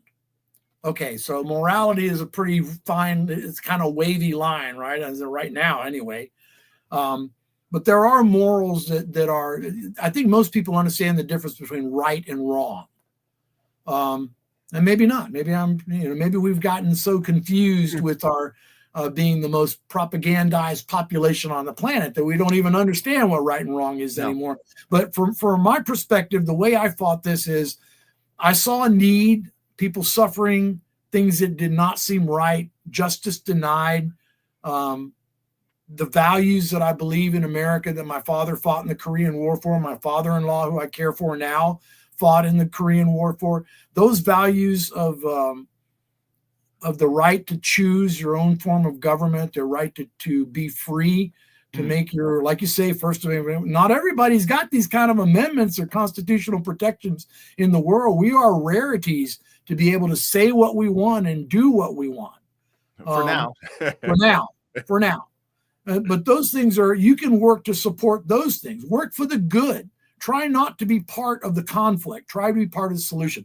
I wrote the books to awaken America, but the money I made from the books, I put into a nonprofit, and I used that to save the families and feed the prisoners. That was a positive thing to do with the effort, right? It's got nothing to do with politics. I'm saving people. I'm saving people. When I do these panels of inquiry, which I've been serving as the chair on, I'm simply revealing truth. I'm not trying to convince you of right or wrong or guilt or innocence or I'm just letting people speak and asking probing questions that make them reveal more of what they were and what they saw. And I think that's important. I think we expect our lawmakers to do that, and it's not happening. Yeah.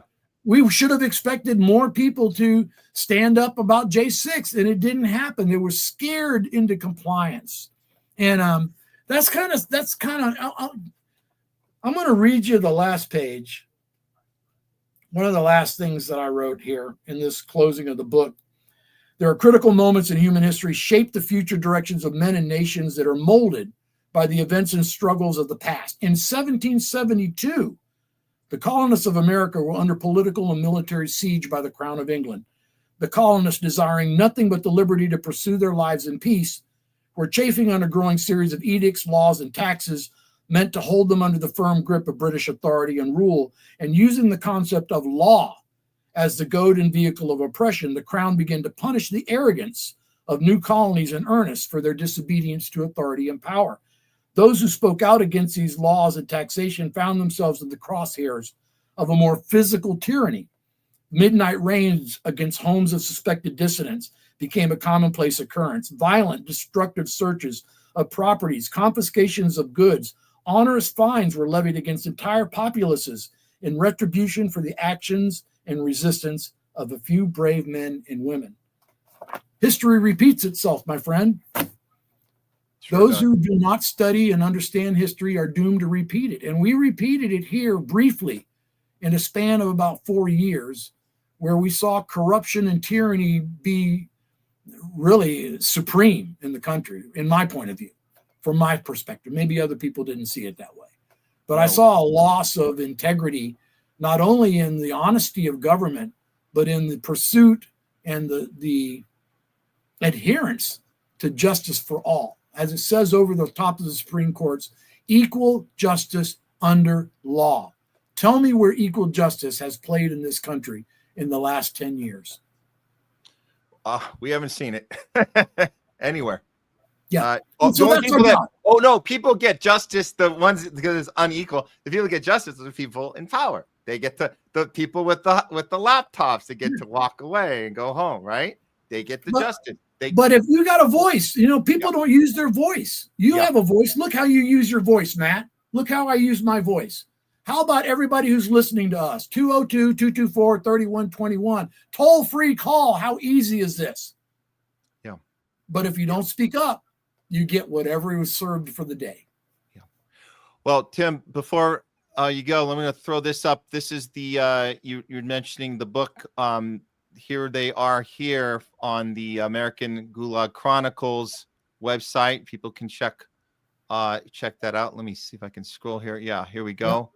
It's easy to remember too. It's lettersfromprison.us, just like the first book. Lettersfromprison.us, and take you right to the page. You get a little preview. You can see some of the pages of the book, and there you go. Understand the artwork is just stunning when you realize that it was done from prison with no supplies. I got a guy who crushed up M&M shells and liquefied them to make colors, plucked the hairs out of his head with an old pen and made a brush. And he created these incredible images that you just are going to say that's somebody who had an art degree or something. Actually, the cover picture. Yeah. Look at this. No. Yeah, the covers are incredible. These are all done. These are all the art in these books are done by prisoners, all by J6 messages. Just an incredible display of who they are, who they really are. Awesome. So yeah, join them. The money that you put into the books, one, you're going to own a piece of history because that's what these are. These are historical documents. And in the last book, you're going to own a blueprint for how to defeat tyranny as an individual, as just a Tim Rivers. So this one is letters from prison.us. Is that what you is that? Yep, letters from prison.us. And if you haven't listened to any of our inquiries yet, which, you know, of course, we're being censored, which is why we created Unredacted Media to try and get around the walls, drop in at stophate.com/J6 inquiry and listen to these testimonies for yourself. They will blow your socks off. And then maybe you'll pick up that phone and go, 202-224-3121. I want to speak to my congressman. Yeah. Love it. Thank you for sharing with us today. The furious Tim Rivers. Thanks so much, Tim. And we'll keep the conversation going in the future. Thanks. All right. Tim Rivers, everyone. The furious Tim Rivers.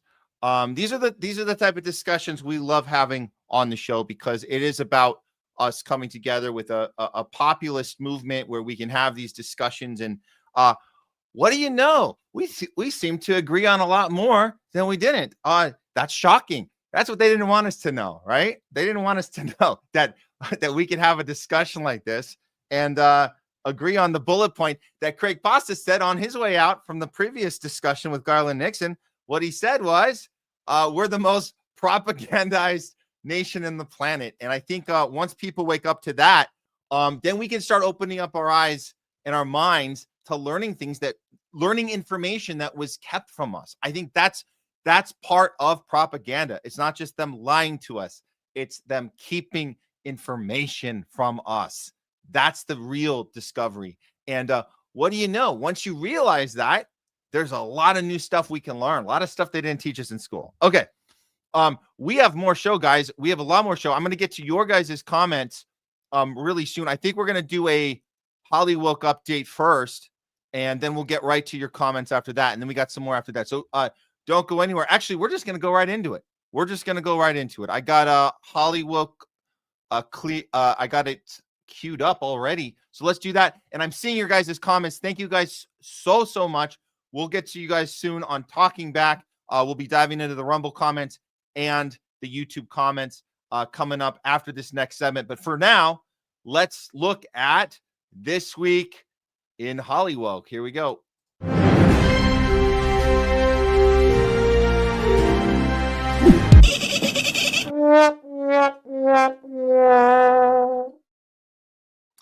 This week in Hollywood, we're seeing some studios doubling down on Zionism programming, and they have to do this. Why? Well, because we've had so many actors and producers and crew members over the last several weeks sign on to the protest that they are going to refuse to work on productions that are working with Israel-funded companies, therefore putting Hollywood in kind of a bind right now. So they have to double down. So we're going to look at a couple of them that are doubling down right now. The first one being Paramount, because Paramount has a new propaganda series, which debuted today on October 7th. It's called Red Alert. I'm going to play the trailer for you, and then we're going to talk about it. Here we go. Here is Red Alert from the newly acquired Paramount by Zionist Larry Ellison. Here's the trailer, guys. Enjoy. ראית שמפן? בעזה? כשהייתי ילד היו ניסים לשמוע את זה. ולא פחדת? היום אני לא מפחד. עד שאני יכול להלך.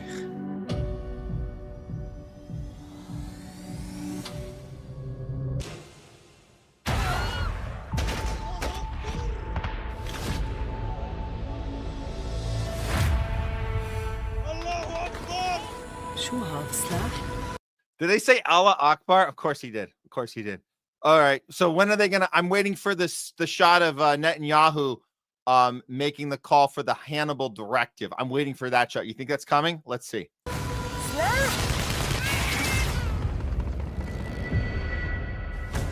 זה בקיבוץ? افتحوا الشباك.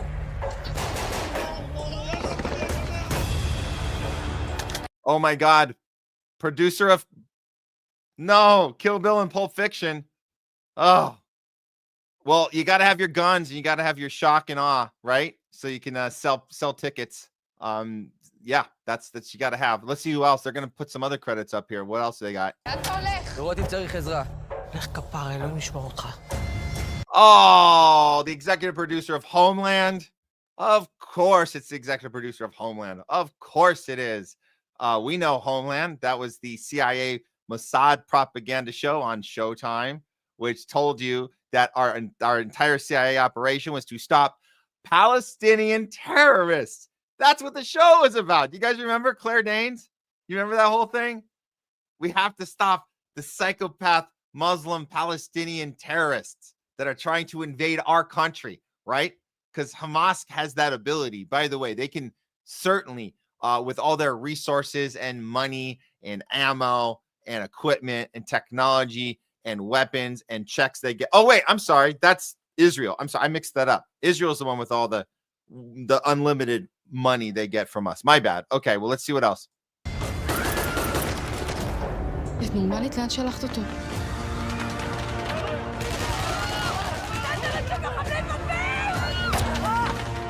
חיים שלי, ירובי. אני בא אלייך לוחמים. צועים אליי! בן שלי, ראית את הבן שלי? אני אהיה פה בחוץ לדלת. הם יחזרו. אבו שאתה שם? All right, I'm sure they're zooming up. They're going to cut to the shot of the cars, the 300 cars that were destroyed by the IDF by instruction, right? That's got to be the next shot. That'd be a badass shot, by the way. If they zoomed out, did an overhead, just kind of showed you those cars all destroyed by Israel. That'd be an awesome shot. I wonder if they're going to show it. Please, not the wallet.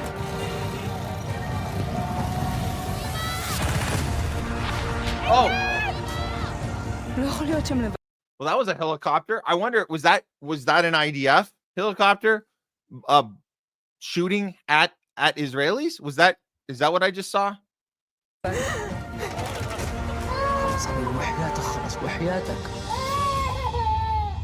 The day that wouldn't end.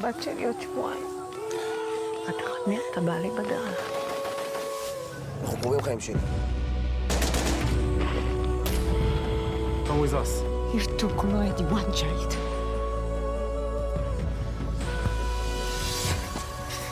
בוא נלך הביתה.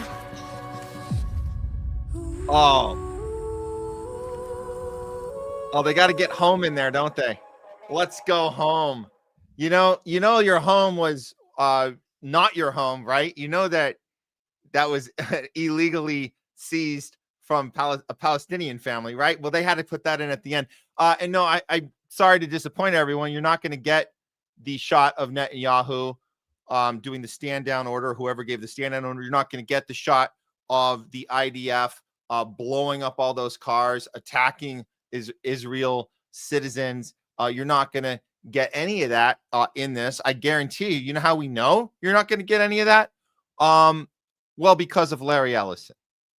Larry Ellison of Oracle got about 80% control over Paramount through his son David's Skydance merger that covers CBS, MTV, Nickelodeon, BET, and Paramount. He's also snagging TikTok, which we know that deal's going through. So TikTok is gone. All these networks are gone. Paramount for sure, which is where this series has debuted today. Rumors are now swirling that he's eyeing out Warner Brothers as well. That would include the DCU. So all that Superman reference that you guys saw, we covered the Superman making the statement about a foreign country with all of the military power and backing of the U.S. Destroying another country that did not have that ability to defend itself. That's in Superman. I'm sure if Larry Ellison gets involved, he's going to have to sit down and have a talk with these guys at Warner Brothers DC and tell them we can't have that anymore in Superman films. He's got to be Israel first. I mean, America first. I mean, Israel first. I mean, you know the deal. You know, the truth, justice, and the Israel way, right? It's always been that way. Okay. Oh, and he's also looking at the bottom of this Discovery, which could pull in CNN, HBO, and Max. So they're all connected because Warner Brothers has deals with HBO Max as well. And then CNN would be part of that whole thing. That's insane. That's absolutely insane. And if you know his past, Larry Ellison donated $9 million to the IDF, 2014, $16.6 million in 2017 for their training facilities. He publicly bragged about it. It ties them to pro-Israel causes, of course. Obviously, people on X are freaking out about potential bias in media. Oh, potential? You think? Potential bias? On speech, critics say his grip could throttle pro-Palestine content or push right-wing narratives, whatever you want to call it. It's establishment, pro-war, pro-Zionist narratives, because that also includes left-wing narratives, by the way. Left-wing is also captured by the Zionists. So it's not left or right. This is top-down algorithms tweaking what you see on TikTok and CBS News. We're already seeing the damage done on TikTok. We're already seeing it. Okay. There's the piece of shit on the left. I think that's his son on the right. And there you go. And as far as what's not in that trailer, and I'm not looking forward to watching that piece of crap. I'm not going to do it. It seems like total fiction to me because we know for a fact this won't be in it. We know this for a fact. This is fact. This is not up for debate. The IDF carried out Hannibal Directive, new sort of Dacomolas operation on October 7th, the Jerusalem Post. Everybody has agreed that this happened, that Air Force would carry out around 945 attacks with helicopters firing 1,100 times, which leads to this actual shot. This is not from the TV show. This is actual real life photography of the cars that were annihilated. This was, I believe, at the music festival. They were all destroyed. And then Israel tried to bury all the cars and say we have to do it for a religious purpose. So you can't actually look at the evidence of what actually happened, because then you could trace all the artillery. You could trace everything back to Israel, which it eventually was, and they all have admitted it, and it's all out in the open, and that's that. Now, how many people are never going to want to listen to this and believe it? Well, that's on them, because this is all facts, and we know all the other stuff has been debunked. We know that the 40 beheaded babies has been debunked. We know the babies in ovens has been debunked. We know the raping, and there's no evidence of the raping that they claim that Hamas did. You don't have any victims coming forward. You have third parties pretending that they heard someone say it and then they didn't, and then the family said it didn't happen. You heard all of that. So we know all of that. All that's true. It's not going to be in this show on Paramount, the Zionist show called Red Alert. Who else is up to no good right now in Hollywood? Apple TV. Apple TV's doing this show. It's a Jessica Chastain thriller. They had to postpone it. Why? Why did Apple TV postpone their thriller about Jessica Chastain? It's inspired by a secretive ADL unit. New York Times report says the charged atmosphere around Charlie Kirk's murder has delayed the release of the Savant, which is based on real life, highly covert anti-extremist monitor. So what is this about? Like it says, so Jessica Chastain, we're rooting for her. She's the good guy who has to infiltrate hate groups that want to kill people, and they got to stop them from the inside. So they're justifying the behavior of the CIA and the Mossad. They're justifying how, again, this is just like Homeland. This is just like all of these shows that justify that we have to go to certain lengths to do whatever we got to do to stop the bad guy. And the bad guy is anybody else but us. Anybody else but us. And that's too bad for Jessica Chastain, because she seems like she worked so hard on the character. That's her. She's worked so hard on this character we're rooting for in the ADL that has to infiltrate a hate group because the ADL are good guys. They delayed the release. It puts this is the spotlight on the secretive division within the Anti-Defamation League. They're charged with infiltrating online hate groups and stop real world violence. Oh, that's all they do. They don't do anything else. They do good guy things. They don't do bad guy things. The ADL doesn't do anything bad. Right? Yeah, that's it. So what does this remind you of? Oh, you guys remember 2012? Jessica Chastain starred in Zero Dark 30, a CIA-produced propaganda film used to falsely justify their own brutal torture program and to perpetrate the lie that bin Laden's body was dumped in the ocean. But sure, the postponement of the Savant, that's what gives me chills. It's all BS, guys. It's all BS. That's what Hollywood has come to. We call it Hollywoke because Hollywoke. And sometimes we don't associate this war propaganda with wokeness, but I'm telling you guys, it's all the same shit. They tell you these are the boxes you have to check. This is what you have to do to get in the door, to get in the club, to get in the Academy Awards. You better be making a Holocaust film or a World War II film, or a slavery film. There's certain boxes you have to check, DEI boxes, all that stuff. You guys know how it works. That's where Hollywood has come to. And now with AI coming in, the whole thing is going to be one big effing scam of a joke, and it's all theater. It's all theater. But hopefully you now have better tools to work with. I know I do. We have better tools to work with where we can spot this stuff before it arrives in our in our scroll, before it arrives on our suggested list on Netflix and Amazon. We can see it in advance. We know what they're up to. Top Gun Maverick. We know what they're up to. October 7th. I mean, come on, please. Okay. That's it for this week in Hollywood. All right, guys, get your comments, questions ready. We're going to have a discussion with you right now. Let me just throw this up. This is Talking Back with Matt. We're on at The Homeless Left on Rumble and X. We're on at THL Presents on YouTube, and we're at Matt Weinglass on X and on Facebook. So we're going to get to as many as we can. Let's go ahead. I'm going to play in the intro, and we'll be talking to you guys right here. Let's do this. Here we go.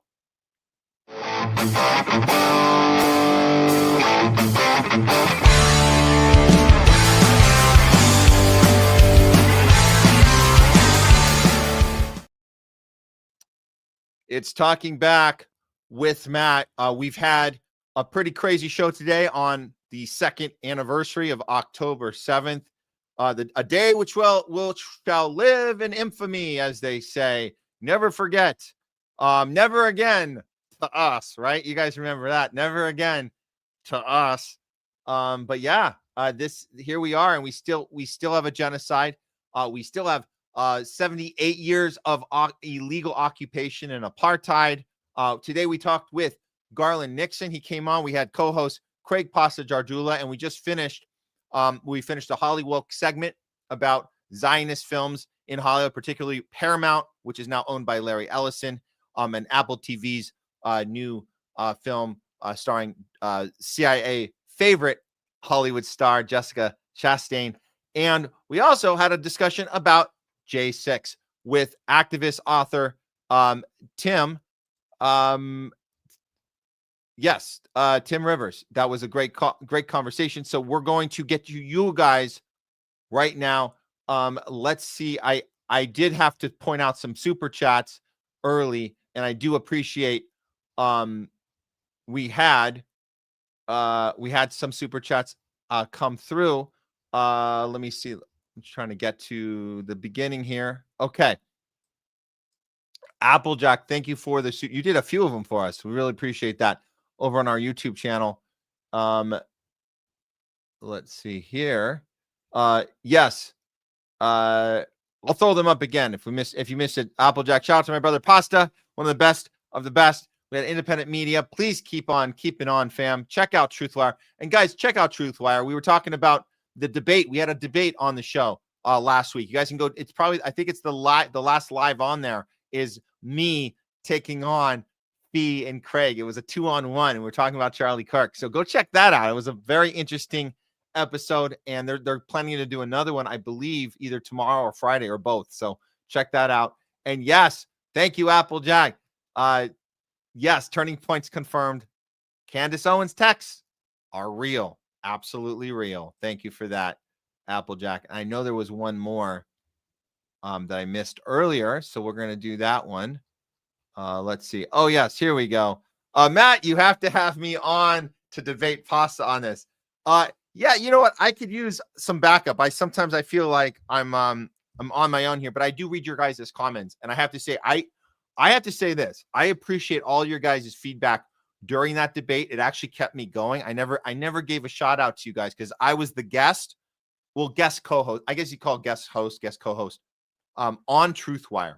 We were double streaming it on Homeless Left, but the show was Truthwire. So it wasn't my show. I was just guesting.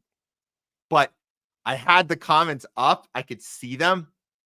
And it definitely helped me. It kept me cool throughout because you guys were writing some pretty cool stuff. Yeah, I felt like you had my back. But yeah, I'm open to discuss. Applejack. Okay. Let's see if there were any other super chat. Of course, we got some here. Here we go. From my, can the alleged weapon used have had a frangible bullet? That's possible. Again, this is about what actually happened. We talk about magic bullet. Charlie Kirk was Superman according to the coroner. So we're calling this magic bullet 2.0. Of course, we got to look at the bullet itself. We have to look at everything. We have to look at the security in place. We got to look at the sweeping of evidence immediately. We have to look at all the hand signals. We have to look at all the different angles. We have to look at the thing on that might have detonated. The microphone that might have detonated on his shirt. We have to look at the trap door. We have to look at the unmarked car that he was quickly brought into. We have to look at the communication Netanyahu had with the security team. We have to look at all the communication Charlie Kirk had before the incident and saying he thinks Israel's going to kill him. We have to look at the way the FBI behaved and the fake guy that said, I'm the one that did it. And we saw his history. And we have to look at this text message change. There's so much we have to look at.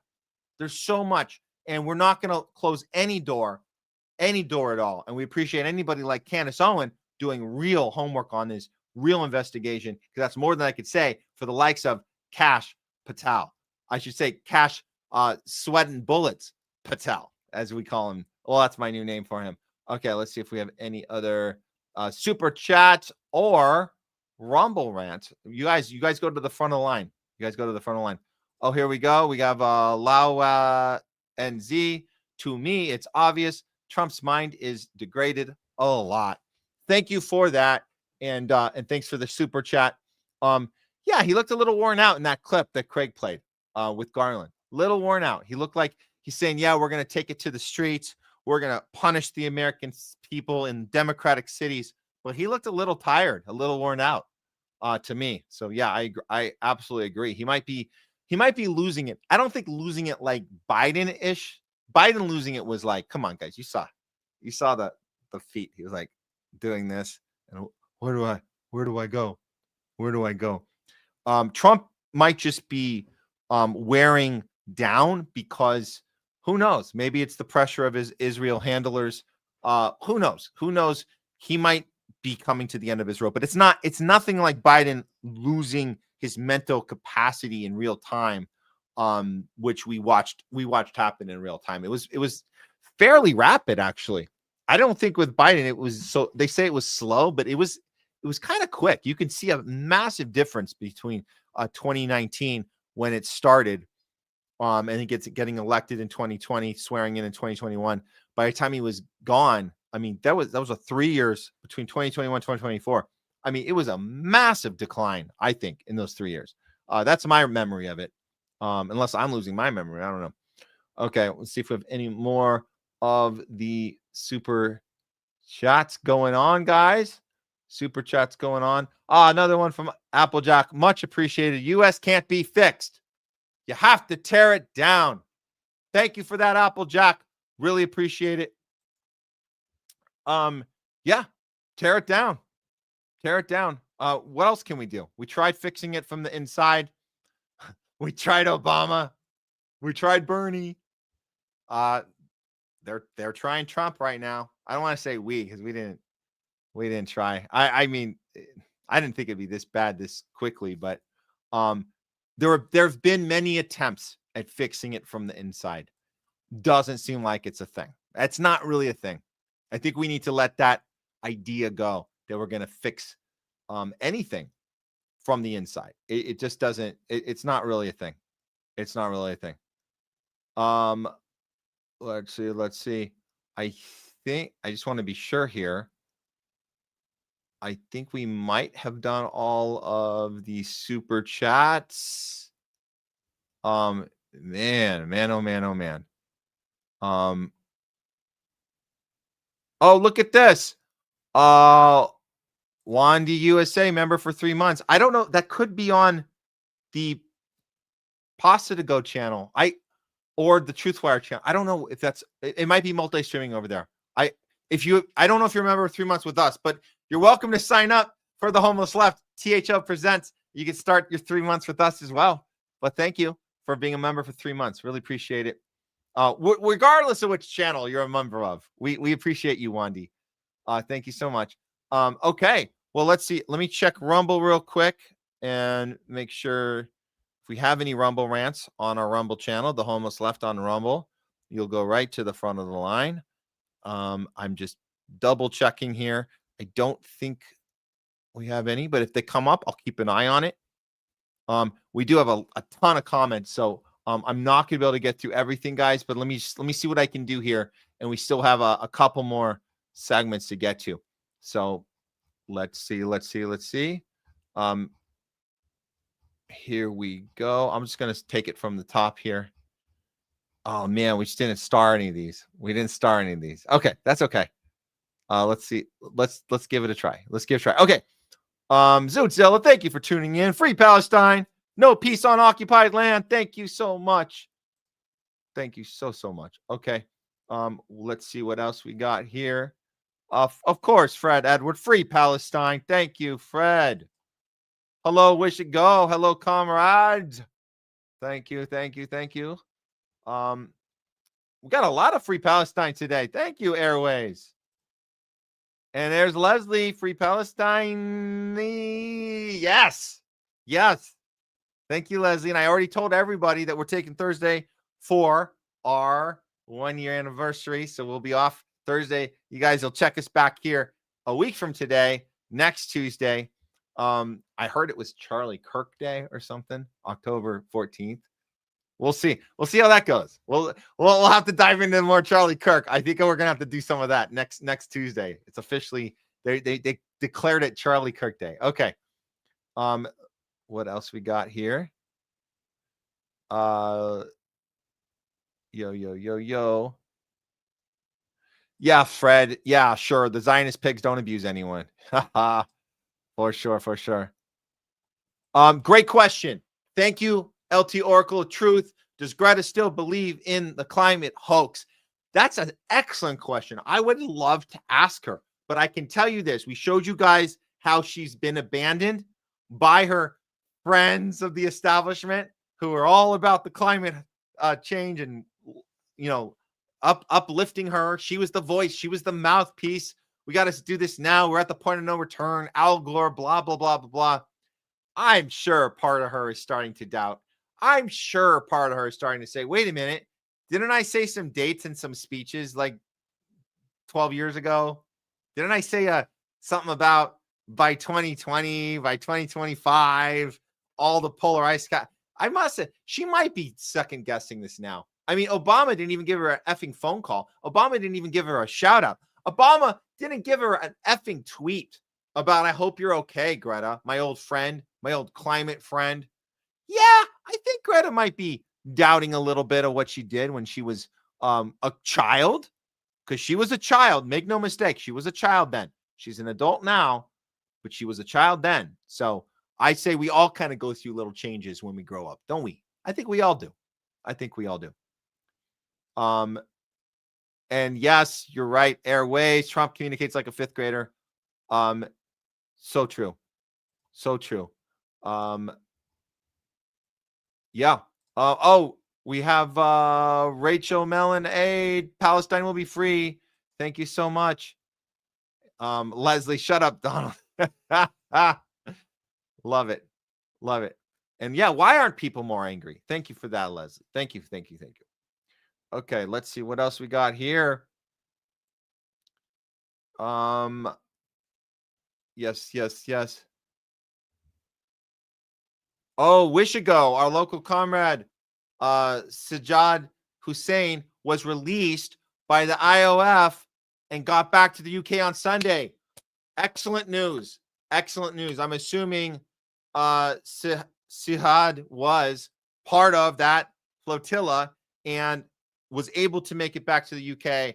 Great news. Great to hear.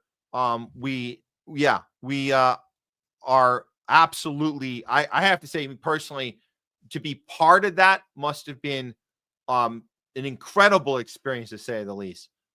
Such a moving, emotional, intense, dangerous, all those feelings. But just to know anybody that was part of that, we tip our hat to you here at the Homeless Left. Incredible. Okay. Here's another question about Charlie. Was he killed or was it a fake? Not ruling it out. And yes, Rushigo, yes, the texts have been concerned. I don't know why Craig was so hell-bent on saying that we don't know anything about those texts. I think there's a issue with Candace. I know Fee had an issue with a lot of the people supporting Charlie, especially people like Candace who were quote unquote friends of Charlie. You know what? We have to put those emotions aside sometimes and just look at the facts. These were the text messages. They exist. And we need to consider them when we're trying to analyze and investigate what happened. We have to. We cannot be dismissive. Let's see what else we got.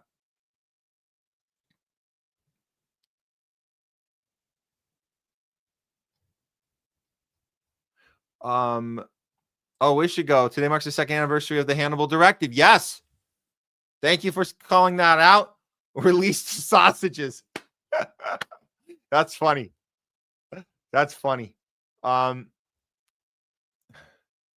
Yes, and today we do remember the victims of the HD, of the Hannibal Directive. Thank you, Ed Rams. Thank you. Much appreciated. What else we got here? Oh, all sentient beings. Thanks for tuning in. Question about October 7th. Is it okay to question? I think it all goes back to the is not real place.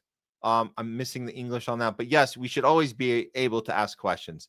Thank you for that, all sentient beings.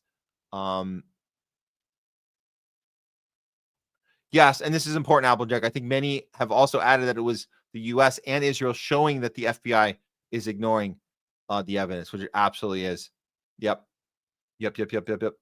Okay. I got to skip ahead a little. I'll try to put a few more up near the end of the show. Okay. Jokers for you. Thanks for tuning in. After World War II, the world has been dominated by the U.S. military empire, of which Zionism, Camp Israel, is only a part of, not the other way around. This is critical to understand. Totally get your point. That you're saying that Israel is part of it. And, a lot of this comes back to semantics. When we talk about the relationships and who's calling the shots, they're all in on it. Can we start with that? They're all in on it together. And we're not in the club, as George Carlin said. We're not in the club. It's one big club and you ain't in it. Well, they're all in one big club. So we can start with that.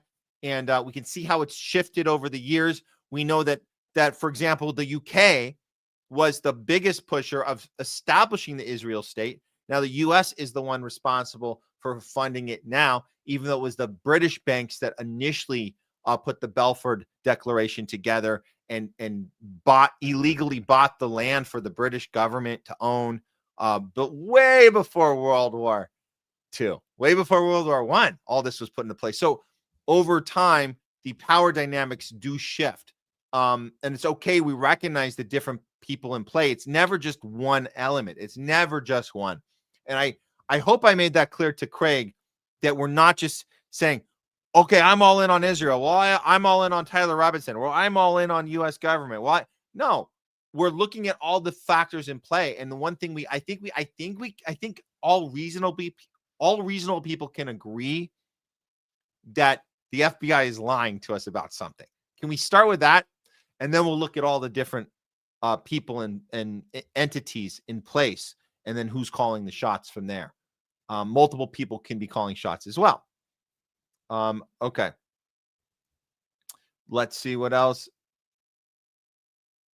Blake asks, all the coolest gay dudes on the entire internet in one place right here. I hope you're joking. But we are cool. I don't know if we're gay. We're still trying to figure that part out. But we're definitely cool. Thanks, Blake. Yes, wish to go. Mossad plus CIA equals 9/11. Yeah, that's pretty obvious. Okay. Let's see. People saying hi to Garland when he came on. Let's see what else. Oh, yes, of course. Garland is the best. Thank you, Eduardo. Very cool of you. Let's see here. Yes, and it is AIPAC versus we the people. That is what it is. They're against us. We are the people. That's a nice third party, by the way. You should look up We the People if you guys haven't heard of it. We the People is a new party. And they're doing some great work. You guys should look at it. But yes, I know the reference. Harry Hankerin, thank you so much for the comment. Let's see what else we got here. We got a bunch here. I don't know if I can get to everything. Sorry, guys, if I skip over you.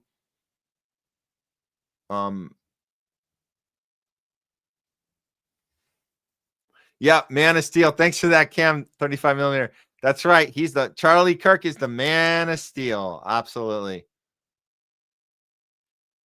Yes, and thank you, child of God. The official story is it's always this, by the way. The official story is always this. We'll tell you whatever we want, and you're not going to do anything about it. That's pretty much it.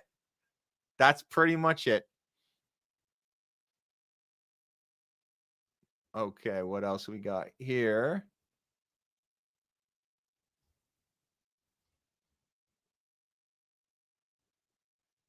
Yes, Airways, I stand by. The FBI as an agency is corrupt. And you know who shined a big light on that was Garland Nixon. He said he's worked in his career. Garland Nixon worked with the FBI. He said they're absolutely corrupt. If you buy the line of garbage that they are just incompetent or sloppy, you're falling for the psyop. They want you to think that they're incompetent or sloppy. That's what they want. And by the way, Congress wants us to think that too about them. And we all grew up thinking, oh, Congress, they're lazy, they're sloppy, they can't get along. They want that. They don't care about low approval ratings. Did you guys know that? They don't actually care about low approval ratings because they know that those low approval ratings are based on enough people thinking that they're just kind of bad or lazy at their job, which is good for them.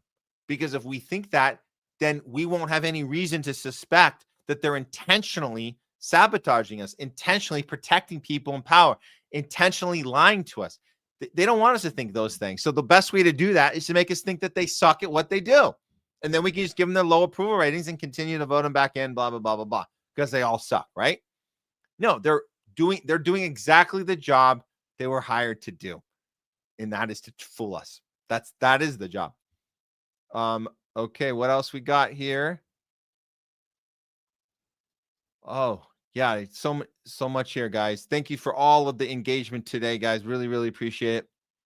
I'm cutting ahead here. Let's see.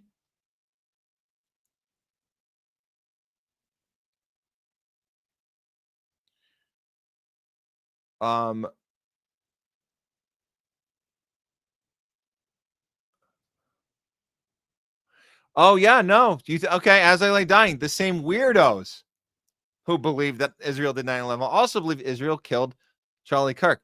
The same weirdos. Yeah. Well, I guess by weirdos, I'm assuming you mean people that look into stuff, I guess. People who are not afraid to be called names like conspiracy theorists.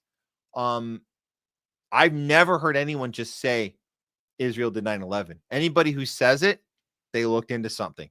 And I'll tell you why, because I don't remember one person saying it when it happened. Nobody said it. The reason more people are saying it about Charlie Kirk sooner is that we're getting better at being curious early. That's the only difference. It's not because, oh, we just want to believe it's Israel and be done with it. People are looking at stuff. They're just quicker on the dial now. They're quicker. Back in 2001, you didn't really see people be that quick. It took a couple years for Jason Burmis and his group. You guys know, friend of the show, Jason Burmis. He did the Loose Change movie, and that took a couple years to make that film. And they never even mention Israel. They're just talking about the things in the stories that look like they're holes, and then we have questions. Good place to start. But it took years. We knew the paper trail was there. We knew people were making money off of put options. We knew about Silverstein, the luckiest man in the world that owned the Twin Towers. We still weren't connecting it to Israel. We were just connecting it to corruption. We were connecting Halliburton, war contracts in Iraq. So we knew all that, but it took a long time. So no, I said the same people. I take that as a compliment. I take that as a compliment. The same people that concluded, after years, concluded that 9/11 was done by Israel are, yes, the same people that are suspicious of Israel now. Yes, that's a good thing, being suspicious and looking into things. It's a good thing. It's a good trait to have. Okay.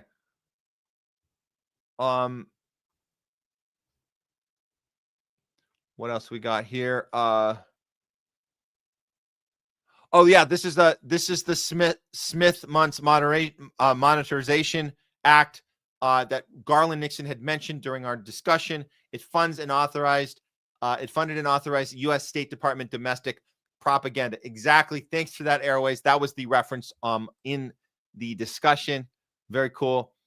Let's see. Let's do like 3 more, and we'll come back to some of these. We'll come back to some of these later on. Okay.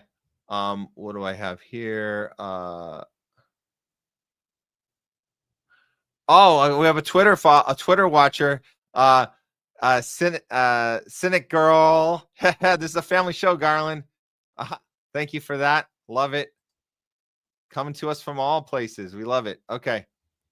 Couple more here. Let's see. Oh, thank you, Naybones. Happy anniversary to me and Leslie. I appreciate that so much. Thank you. That will be this weekend. Yes. Yes, Jokers, for you. It is an inalienable human right to protest. Well said. Well said. Thank you so much. We'll do a couple more. And then we'll do the rest later. Okay.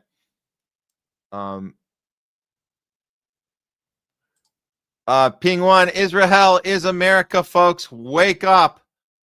Okay, we're gonna pause it there on Talking Back. I'll try to get a few more up at the end, but we got a few more segments to get to, guys. So stick with us. That's Talking Back with Matt, and we'll be right back with what do we got coming up?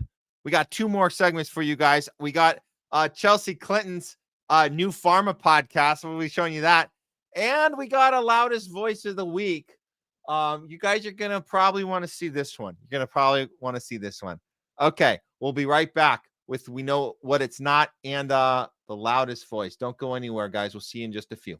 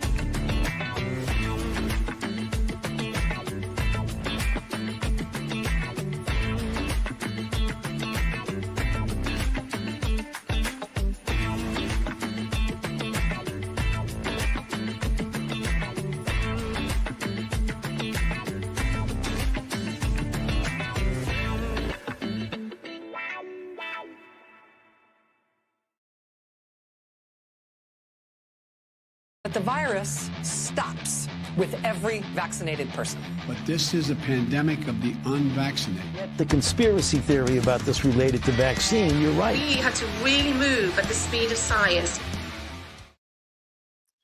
Doctors are baffled. They're looking into it. They'll be back with their assessment very soon, any day now, any week now. They're going to tell us what happened. But the rest of us are very confused why all these medical emergencies are happening. What's going on? Why all of a sudden collapsing? Why all the unexplained medical problems, health problems? We have no idea what's going on. But like I said, the doctors will be back with their diagnosis any day now. But what they can tell us right now in advance, 100%, no questions asked, they can tell us that they know what it's not. Today, we're going to look at a new podcast has debuted, or it's debuting. And it's our good friend of the show, Chelsea Clinton. Just kidding. She ain't no friend of our show. You guys know that. Chelsea Clinton has a new, we're calling it a big pharma podcast.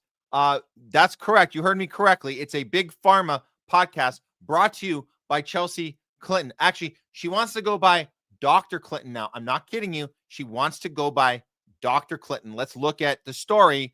Chelsea Clinton launches podcast aimed at debunking health misinformation. Since that's what we need right now. We need some health misinformation, top-down propaganda to tell us not to look into things. Okay. Chelsea Clinton has launched a new podcast. She says it's based on debunking health misinformation. In an X post Wednesday, Clinton shared the link to That Can't Be True. That's the name, guys. That Can't Be True with Chelsea Clinton, along with a caption introducing the show. How many of us have looked at the latest headlines and thought, that can't be true? Starting tomorrow, I hope you will join me and a series of experts on my new podcast, That Can't Be True. Together, we will sort fact from fiction, especially on issues impacting our health. Oh, wow. I cannot wait for this one. The show description says, things are getting weird in the world of public health. Child vaccines are suddenly up for debate. Fluoride is being described as industrial waste, and it feels like everyone is talking about raw milk. We need to stop the conversations. Come on, Chelsea, help us stop the dangerous conversations. Okay, navigate this chaotic time with a public health expert, Dr. Chelsea Clinton, who every week talks to doctors, dietitians, parenting experts, and more to expose pseudoscience and help us sort fact from fiction. Disclaimer, Clinton is not a medical doctor. According to the Clinton Foundation, Clinton holds a doctorate in international relations from Oxford University and a master's degree in public health from Columbia University. So she's not a doctor, but she would like to be called one. Oh, how cute. She identifies as a doctor. Okay, the podcast is widely being viewed as a rebuke of the Make America Healthy Again movement. So it's anti-MAHA, basically. MAHA proponent and Health and Human Services Secretary Robert F. Kennedy Jr. has faced scrutiny from Democratic lawmakers. I don't know why. He's doing everything they want. By the way, he's not actually doing anything. He's fired a few people and lifted mandates, moved some money around, changed the recommendations, but you still got your drugs, guys. You still got your mRNA. You still got it's all there. Okay, just to let you know, nothing to be angry about, but they are furious. Democratic lawmakers are furious in recent weeks over his vaccine skepticism and his overhaul of the Centers for Disease Control and Prevention. Callie Means, who we've looked into, Callie Means can be right about some stuff, but doesn't want to take mRNA off the shelf just yet. But okay. But Callie Means, a top RFK ally, promoter of wellness alternatives, great, criticized the podcast on X, saying that Clinton was essentially agreeing with Kennedy's belief that the country is too sick. Because we're not sick? Are we healthy? Is that what's going on? Well, Callie says this. Just listen to Chelsea Clinton's anti-MAHA podcast. He wrote, the argument of the episode is RFK is right that we're disastrously sick, but it's dangerous to question the status quo. In other words, we need to just stay sick, shut up, get in line, eat your crap, take your shots, and keep your effing mouth shut. That seems to be the big takeaway. Well, let's listen to a little clip from Chelsea's new show. This was going around this week on Twitter. If you haven't heard it, check it out. I think we spend so much time, understandably, focused on the mRNA vaccines and technologies. I spend a lot of time thinking about the really unfortunate, to try to use a not too judgmental word, kind of rise in not only kind of vaccine hesitancy and questioning, but outright kind of rejection of vaccines and of kind of science and the scientific kind of process, and also too often on our scientists, our epidemiologists, our frontline healthcare workers. And so I do think we need to have a much more robust conversation and sense of urgency, because I think we are less prepared today than we were arguably in January of 2020, partly. We are less prepared because people are more skeptical, as they should be, and they're not so easily controlled. So we're less prepared to control the masses as easily as we were able to do 5 years ago. That's a good point, Chelsea. Thanks for pointing that out. Go on. Because of the kind of lack of trust and confidence in not only our scientists, but in science itself, and certainly in the public health professionals. And so I think we need kind of the public sector to hopefully stop doing things like stripping away public health emergency powers from state public health agencies. But we also need the private sector to help, candidly, like do a better job of helping explain kind of the science that you are already commercializing and bringing to market, but also what you're working on, and help us kind of in the broader conversation not be uncomfortable with the discomfort of uncertainty. And so I do think we need really good ideas for how best to do that, because we all deserve to hopefully not be as unprepared as I worry we are at the moment. And the last thing I'll say is a new effort that we're a part of is the new initiative launched by the World Health Organization last week to try to catch kids up on their routine immunizations. The WHO, who I work with closely, they are pushing a new aggressive policy of trying to catch kids up on all their drugs. We got to give them their drug. We got to give them their drugs. They got to have their drugs. Drugs. So we're doing that. That's great. That's great. In 2021 alone, more than 25 million kids under the age of 1 missed at least one routine immunization. And so we're working with WHO and the Gates Foundation and others to hopefully. Working with Gates too, because Gates is one of those stand-up guys. That's good. Good for you, Chelsea. You've really surrendered yourself with really good, honest people. They have the largest kind of childhood immunization effort ever over the next 18 months to catch as many kids up as possible. Yeah. Because no one should die of polio or measles or pneumonia, including in this country where we also need people to be vaccinating their kids. Yeah. Absolutely. Absolutely. Yeah. Oh, God. You're doing such good work for pharma there. Let's see how people responded. I'm really interested in the response to the announcement of this podcast, and some people have gotten an early listen to the entire thing. I think that was enough. And to be clear, I do think that was a promo for the podcast. So I don't think I want to correct that. I don't think that was the actual podcast.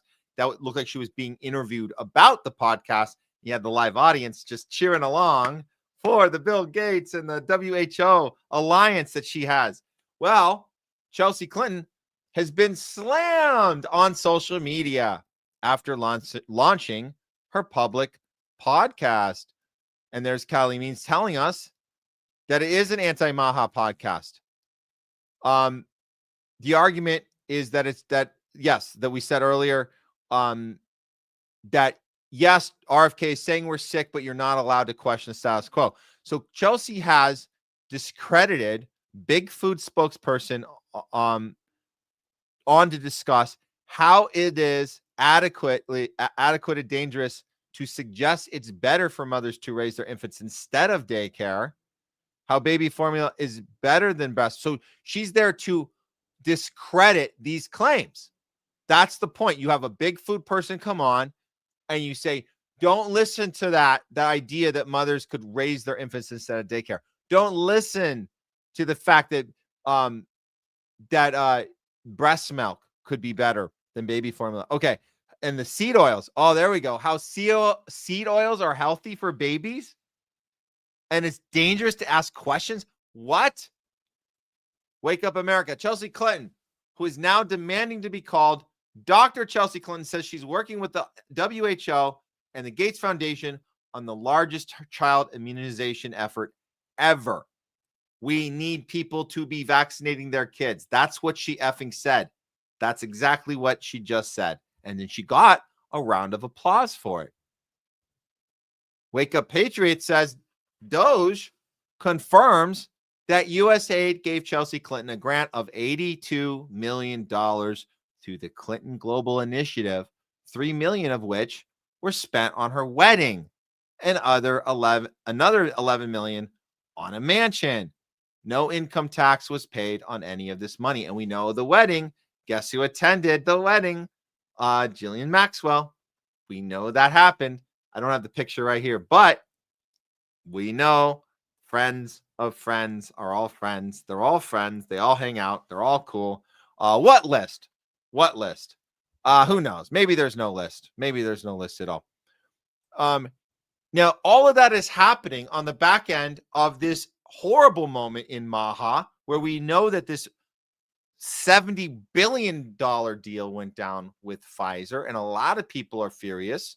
Some people are deflecting. They're saying, oh, well, Trump's big on, he's just trying to make an investment opportunity, lower drug prices, but he is working with Alfred Borda, one of the biggest murderers of people during the COVID pandemic. We're talking about him knowing very, very clearly knowing that his product was hurting people, trying to keep the side effects secret for 75 years, that he failed on that. So we have the list. It's a long list.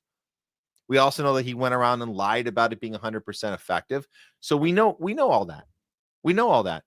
But let's remind ourselves why this isn't just fun and games. These are people's lives that we're talking about. And Chelsea Clinton getting those applauds and, high-fiving Trump for this deal with Pfizer with people that are while people are being murdered and their lives are being lost. It's still happening today. This is one of the most loudest responses I saw from an actual mother after hearing about that deal go down. Pfizer murdered my 18-year-old daughter. mRNA batch FN 2908. By the way, if you guys want to know your batch numbers, you can go to findmybatch.com and you can type in your batch number from your Vax card and you'll find out how bad your batch is. How bad is my batch? Oh yeah, that's what it is. I'm sorry. Not find my batch. It's howbadismybatch.com. How bad is my batch? Type in your number. Unfortunately, Alan Martin's daughter, 18-year-old daughter, got from this batch FN 2908 on November 9th, 2022. Trump just awarded Pfizer $70 billion contract. Let's be clear. The contract means Pfizer gets the privilege of investing, just like Bill Gates did with mRNA. Pfizer gets to invest $70 billion and make a ton of money off of this new plan, the Trump RX plan. And he gets it's a perfect cover for the mRNA to murder more people with your products, because you've been murdering people well before COVID, by the way. Pfizer is the most guilty, corrupted corporation we've ever had in the history of our country. They've paid off more money for damages than any other country, any other corporation ever, not just in pharma, any corporation. Pfizer has paid off the most in death and damages in lawsuits, the most by far. So of course, murdering more people. And when Alan Martin is talking about the man standing behind him today, shook my hand and promised to make them pay. That's Kennedy. Kennedy's standing right behind Albert Borda. Here I am still trying to pay off her funeral. I don't need 70 billion. I only need about 4,000 so she can have a fucking headstone. So no, Albert Borda should not be investing 70 billion into Trump RX. He should be giving out, paying for funeral costs is what he should be doing. And this person, this parent, only needs about $4,000. That's all he's asking for. They murdered her, and now they're leaders and great people. Fuck you. The gaslighting is too much. I can't fucking take it anymore. So that's what we're talking about here. And there she is. There is his daughter. And there's a picture of RFK Jr. just earlier this year standing with the parents who looked them in the eye and said, I will help you bring justice. I will make them pay. And they're not paying. They're investing, but they ain't paying. Time for the next investment, right? So this isn't fun and games. The Chelsea podcast. This isn't like, oh, look at all the money you embezzled in your parents' Clinton Foundation and your wedding and Jolene Maxwell and ha ha ha. We're gonna show those anti-vaxxers something. These are real people and their real lives. So we're gonna end this segment today with a little died suddenly, since this is, we know what it's not. This is, I just want to forewarn everyone, and for our algorithm on YouTube, this is completely unrelated. I'm just reporting these stories, isolated incidents. They have nothing to do with anything else. I'm not suggesting anything other than reporting that these people are no longer alive. So let's go to free these up. Here we go. Okay, first one up. Cherrish, Texas high school football player dies at 15 after collapsing on sideline during game. An East Texas high school is mourning the loss of a teenage football player who collapsed on the sidelines during late September game and died a week later. The student, Daniel Rivera, died at 15. The school district said in a heartbreaking announcement on social media on Saturday, October 4th. Rivera had collapsed while on the sideline during his high school team's game on Friday, September 26th. The school district previously said Rivera, the 15-year-old boy who was not playing in that game, collapsed due to a medical emergency unrelated to the game. A joint statement from the school superintendent, Brian Atkin, and athletic director, Brett Radiff, said, well, that sucks. A medical emergency unrelated to the game. And that's that. That's that. Next. Cause of death for influencer Rolling Ray, 28, revealed. Oh, we're going to get some answers, because I think this happened a few weeks back or a month or two. But this is what I was talking about, guys. Doctors are baffled. They're looking into it. Well, we got it back. The doctors have come back and they have an answer for us. Tell us what happened, doctors. The social media creator, who had hundreds of thousands of followers across Instagram and TikTok, first went viral during an appearance on the reality show Divorce Court. Ray, whose real name was Raymond Harper, died from natural causes. Thank you for putting the time and effort in, doctors, looking into it. And I guess it's natural causes is the way we're going with this one. Okay, great. That's a relief. I thought it was something else, but natural makes sense to me. Makes a lot of sense to me for a 28-year-old. Okay. His family shared with the Washington Post. Spokesperson for Maryland's Office of the Chief Medical Examiner previously confirmed to People that it received a report of the 28-year-old's content creator's death on September the 3rd. Well, I'm glad that case is solved, and we sewed it up. We tied it up with a bow, and we put it on the shelf. Next, Joshua Allen of SYTYCD dies at age 36. What happened to Joshua? So you think you can dance winner? Joshua Allen has died at age 36. The dance star's family confirmed he died on Wednesday, but did not share his cause of death. Why would they? Why would they share the cause of death? That's none of your business. That's none of your business. How dare you think about that? Think about all the ways you can die. And that's a better thought. You should be wanting people to think about your son, all the different horrible ways someone can die. Please don't tell us, because we don't want our imaginations to run wild. Alan won the 4th series of the U.S. dance competition show in 2008, clinching the $250,000 prize money for the flagship Fox series. Alan's family have told TMZ that they're asking for fans for privacy and prayers in the wake of his death. So privacy, i.e., we don't have to tell you shit. Prayers, pray for our situation, even though we're not telling you what our situation is. Was it a car accident? Was it a gunshot? Did he choke on some food while at a restaurant? Did he accidentally fall off a cliff?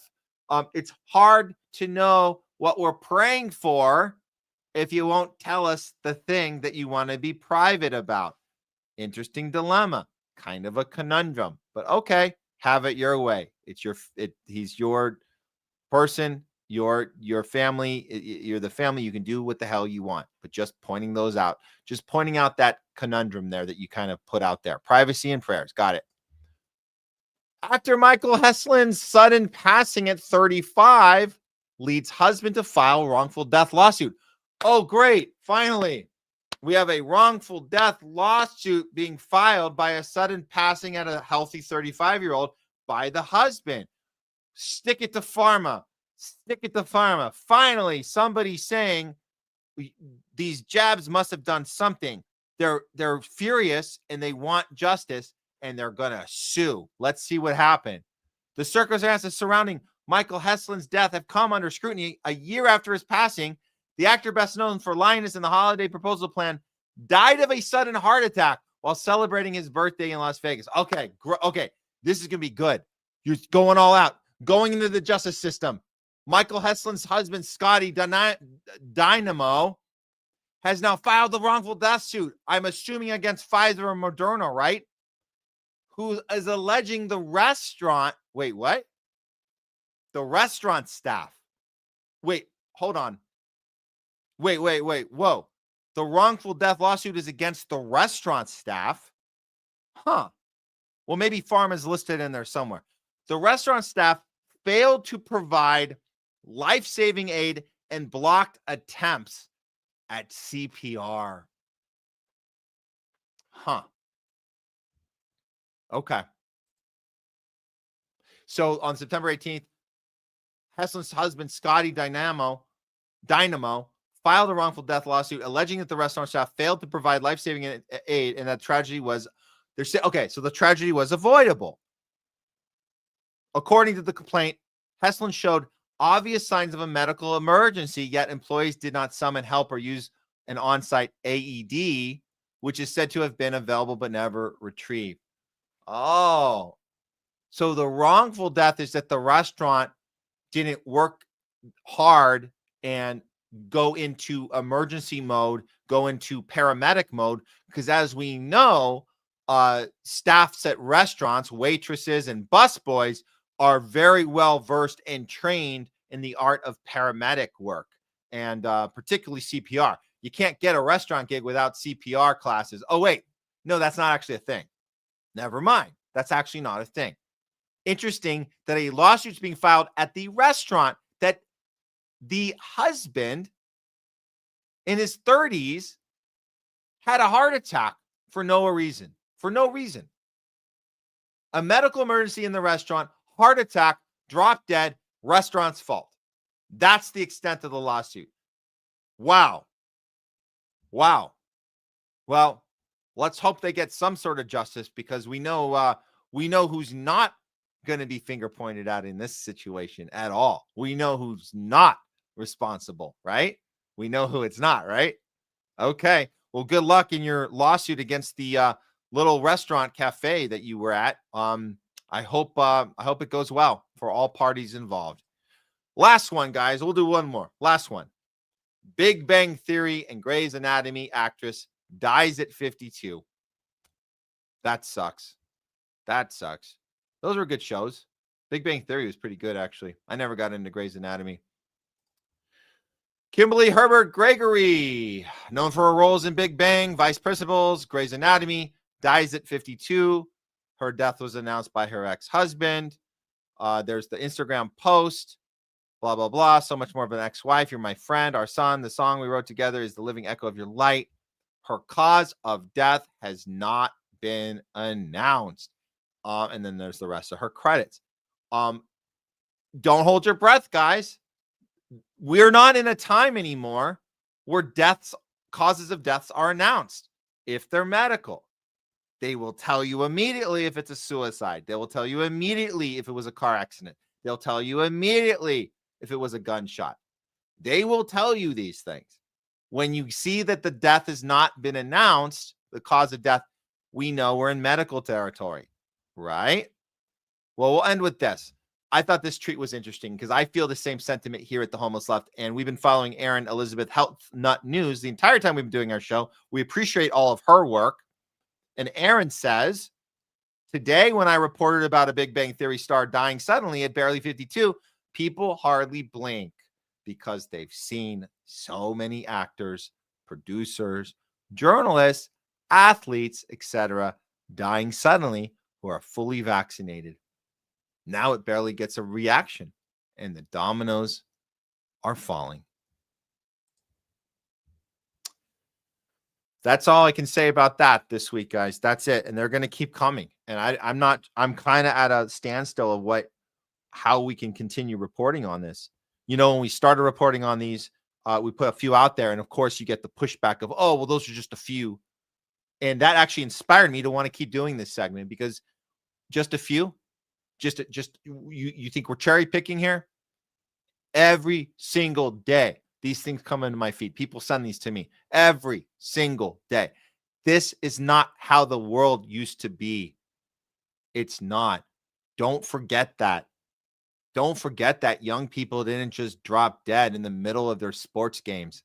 Don't forget that journalists didn't just drop dead in the middle of their telecast. Don't forget actors, producers didn't just drop dead for no reason. Athletes, don't forget healthy, young athletes, professional athletes did not just drop dead on the soccer field. High school kids, college kids on the basketball court, on the football field. That wasn't a thing. And if it ever happened once in a very, very rare moon, they could tell you exactly what the diagnosis was. And it usually was something very, very rare. Very rare. Where you're like, oh, I've never heard of that. We've all heard of heart attacks. We've all heard of them. And I promise you, don't forget this part of your life it's going more distant into the past. There was a time when we didn't just drop dead from heart attacks. It wasn't a thing. That's not a thing. That was an elderly person with already having chronic heart problems, already had health issues, already was obese, already had problems. These aren't athletes. It's not a thing. There's a very rare thing. Now it's all the time. Anyways, I don't mean to be a Debbie Downer here, but hey, someone's got to be the bearer of bad news sometimes, and we're gonna keep doing we know what it's not, especially when you have people like Hillary Clinton's daughter starting podcasts with her multi-million-dollar, access to wealth. She doesn't know what to do with her money, so she starts a podcast to promote more big pharma, more scamming our children and our families, more pressuring and tricking and propagandizing them into taking more shots and more bad food and more shut up and get in line, take your medicine for the day, keep your mouth shut. Yeah, our country's unhealthy. Yeah, we're full of sick and overweight people. But what are you going to do? Complain about it?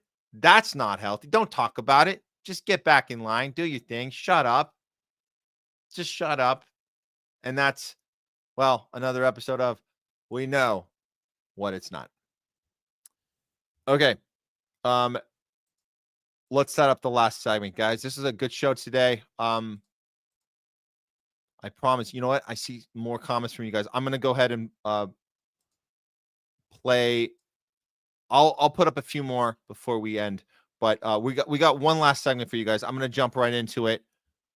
This before we go, and we're going to be breaking for Thursday, so we're going to be off for a week. We'll see you guys back here next Thursday, but there is one more story I want to cover with you guys before we sign off. This is important. I'm glad we're doing this one last because I know this actually came up earlier in the show. So I'm just setting it up right now. Give me 1 second here. I got this. Okay. I think we're ready to go here for our final segment of the day. All right, let's do it. It's time for, you guys know what it's time for. And we usually do this segment on Thursdays, but since we're not going to be here Thursday, this will end out. This will bookend the week this week. Shorter week for us this week. Shorter week. And then we'll see you back here Tuesday. Okay, here we go. Loudest voice of the week. Let's do it.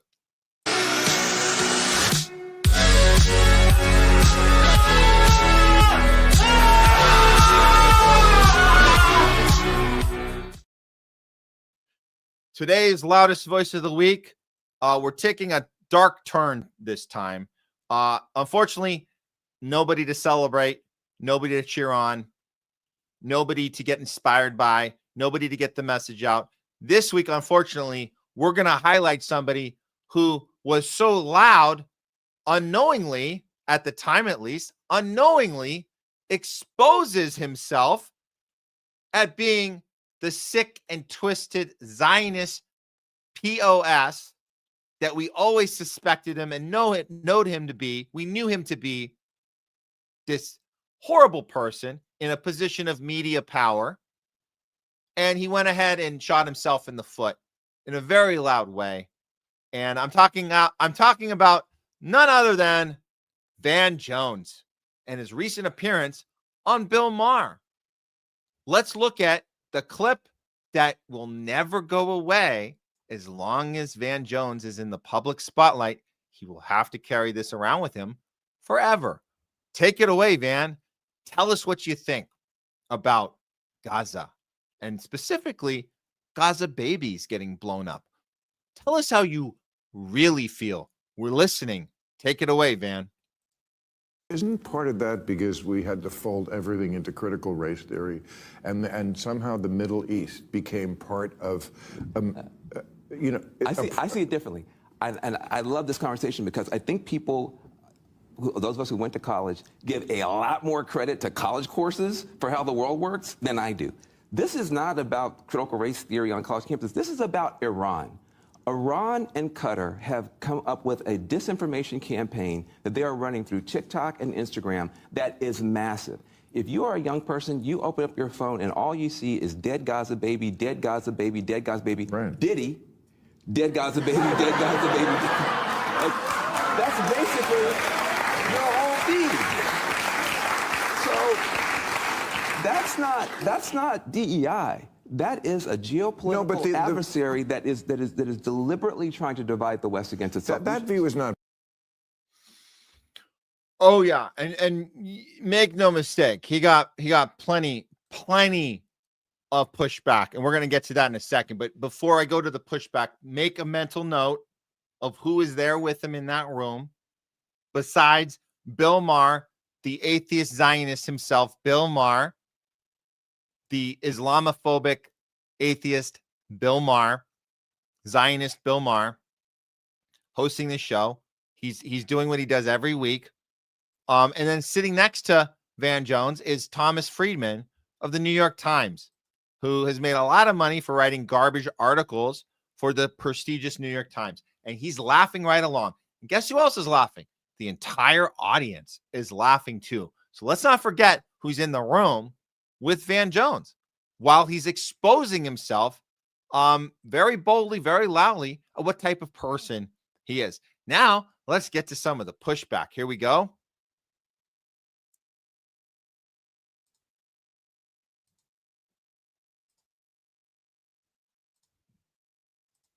There we go. Okay.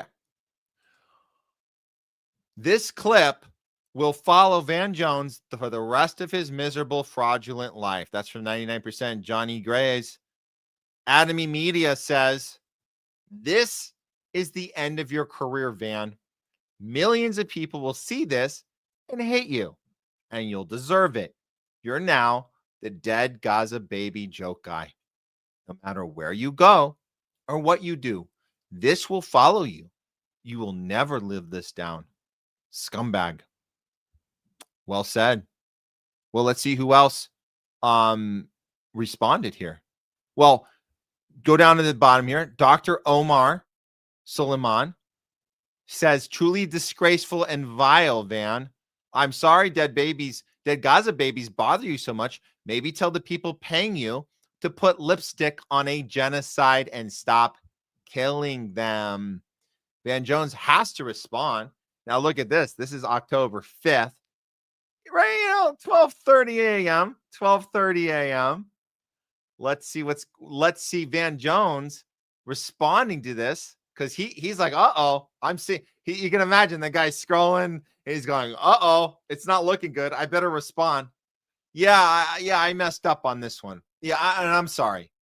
I was trying to raise awareness about foreign adversaries creating chaos online, which is, oh, you mean Israel? What are you talking about? Oh, adversaries. That's right. Israel's our friend. No, they're actually our adversaries. So this actually would be accurate for Israel, but we don't recognize them as our adversaries, but they certainly don't work in our interest. Anyways, which is undermining democracy everywhere.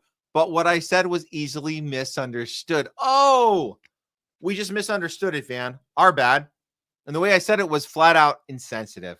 So if you just said it better, not as a joke, just as a fact, that would have been better.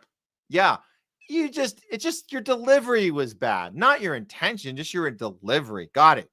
Babies are dying every day in Gaza. Nobody should dispute that fact or make light of it in any way. Well, you did. To the people living in fear and burying family members every day of all ages, I apologize. Well, let's see how people take your apology. I can't wait. Here we go. Well, Boots Riley says it wasn't misunderstood. You are putting forward on the show, and now that people seeing images of a genocide by Israel and that U.S. is enabling is disinformation by Iran and Qatar. That's exactly what you're doing. You are purposely associating pictures of dead babies with disinformation. There's no way around it. That's what you're doing. And you remember I mentioned Bill Maher is sitting there, the audience is sitting there, Thomas Friedman, New York Times is sitting there, and it doesn't cross their minds that maybe one of them, and I say one of them like the audience, somebody should have booed. That would have been awesome. But Thomas Friedman, Bill, they didn't think maybe we should go, oh, wait, hold on a second. Not all like it should have been a whoa moment, but instead they're laughing along. And as Boots Riley says, one of the most heinous atrocities in our lifetime, and you are providing cover for it. Exactly. Van Jones has to double down and do another apology. This is now in the middle of the morning. He can't go to sleep. You see, I can't go to sleep. I made a comment on Real Time with Bill Maher about the war in Gaza that was insensitive and hurtful. I apologize. So he has to apologize again. The suffering of the people of Gaza, especially the children, is not a punchline. I'm deeply sorry it came across that way. What's happening to children in Gaza is heartbreaking. As a father, I can't begin to imagine the pain their parents are enduring, unable to protect their kids from imaginable harm. Oh, well, there you go. Oh, that's going to make up for it. Yeah, thanks for reading that off a card or typing it off of an email somebody sent you that says, hey, Van, maybe you might want to tweet something like this. So nice cut and paste job there, Van. I'm praying and working for an immediate end of this war. Well, there you're wrong again. It's not a war. It's an illegal occupation. One side has all the military and arms and media, and the other side doesn't have any of those things. So they don't have an army. They don't have a state. They're technically, you're not in a war when you're being held captive. You're being held prisoner. You're being held in an open air prison. That's what it is. That's what Gaza is. So don't tell me that this is a war. It's not a war. It's a genocide, period. And for peace and safety and for every family member caught in its path, I'm truly sorry for the pain my words caused to people who are already suffering more than anyone should. So again, nice cut and paste job, Van Jones. Well, guess who else chimed in? Miss Rachel herself. Take it away, Miss Rachel. How can anyone joke about a parent losing their baby? They aren't dead Gaza baby. Dead Gaza baby. They have names. They have families.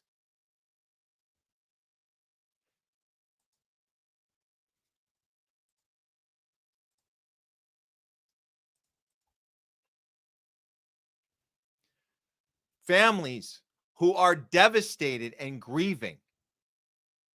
They loved peekaboo and crawled to their mommies and daddies with big gummy smiles. They were their parents' hearts beating outside of their chests.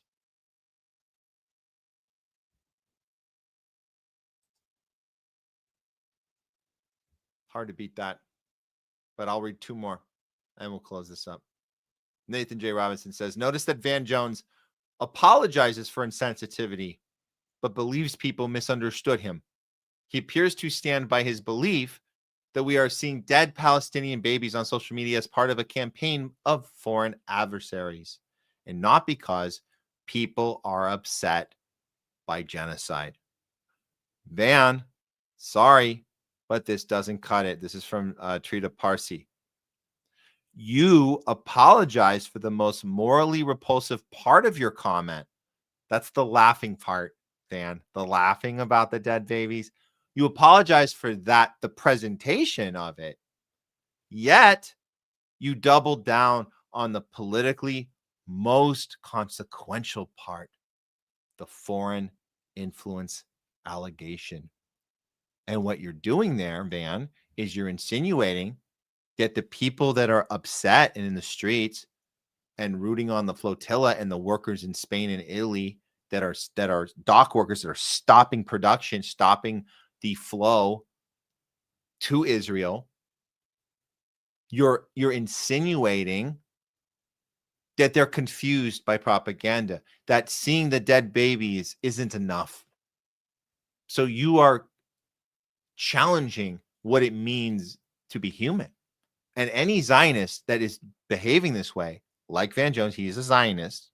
Make no mistake about it. He's a 100% Zionist. And that could mean somebody captured, whether believing it in their actual mind or captured by blackmail or bribed. Either way, it doesn't matter. He wakes up in the morning and he works for his handlers to propagate this notion that the human species is not capable. We're not capable of being affected by this type of slaughter of innocent people. We don't have the capability to be actually affected by it. The only way to get us angry and upset is to confuse us with propaganda.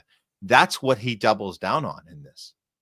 And that's what pretty much every Zionist that deflects the movement of Gaza and the movement of the flotilla and the movement of the worldwide strikes and taking to the streets and the massive protests all around the entire globe and the workers' strike in Europe. This is the sentiment they have about humanity. This is how they feel about humanity. They feel that we do not have the capability to be human without being told or pressured or confused or tricked or pushed or bribed. That's the deflection part. That's the deflection part. You must be getting paid to do it. The only one they haven't used on us is the blackmail. That's the only one. They use the one we're stupid. We're either paid or stupid, misinformed, tricked, going along with the flow. Again, that's in the stupid mode. But however you look at it, the doubling down on the fact that human beings are incapable of feeling something without being told to is really is another massive problem of Zionism, besides the superiority complex, besides the right to land and the right to murder and kill and not have consequences for it. Besides all that, the way they look at humanity in general, that we do not have the capability of those things. That's really the saddest part of the whole thing. And this is why, even aside from Van Jones having to do damage control on himself with that very loud statement he made on Bill Maher, in the process of doing that damage control, he failed to see that part of the equation, as so well pointed out there at the end. And that's why Van Jones gets the loudest voice of the week. Okay, that's the show for today, guys. That is the show. I want to thank everyone for joining us today. We have a few more comments. I'm going to throw them up here at the I'm going to highlight them and throw them at the end. Really appreciate all you guys today. I want to give a big shout out to all the people that came on today. We had Garland Nixon, we had Craig Pastajardula, we had Tim Rivers. We covered a lot of stuff today. Appreciate all you guys' engagement on all of our platforms. Thank you so much for tuning in. You can catch the replay still up on Rumble. All of our replays are up there. We'll be throwing the segments up during the week, and we will be off on Thursday. So we'll see you guys next Tuesday. This has been a Remembrance Day. We celebrate October 7th is the day we remember the Hannibal Directive, which was given, which is really what today's about, and which is why we're in the predicament we're in right now. And we just need more people to be aware of it and to talk about it, and don't be afraid. Always act out of these things, guys. Always act out of courage and principle and conviction. It's very important that we apply these things every day, no matter who we're engaging with, no matter what the topic is. Try to be consistent with applying those principles, and try to re-engage with people who you might have cut off with. You might be able to do that with one of our segments or one of the things you saw today, and start the conversation again and say, hey, listen, we can all talk about this together.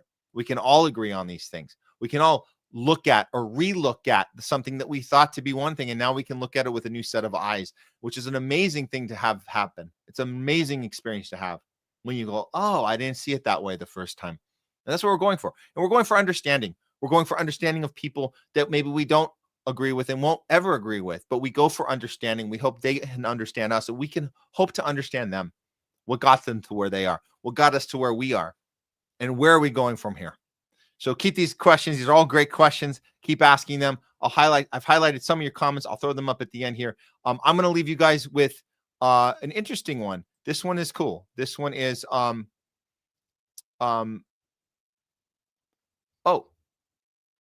let's see. We have yeah. There's the notes. Okay. We will leave you with an indie journalist who's on TikTok, who knows that TikTok is being seized by Israel. It's bad, guys. It's really bad on TikTok. And if you're a voice for Palestine, if you're a voice challenging Israel, you're going to have a problem right now. And this indie journalist knows it.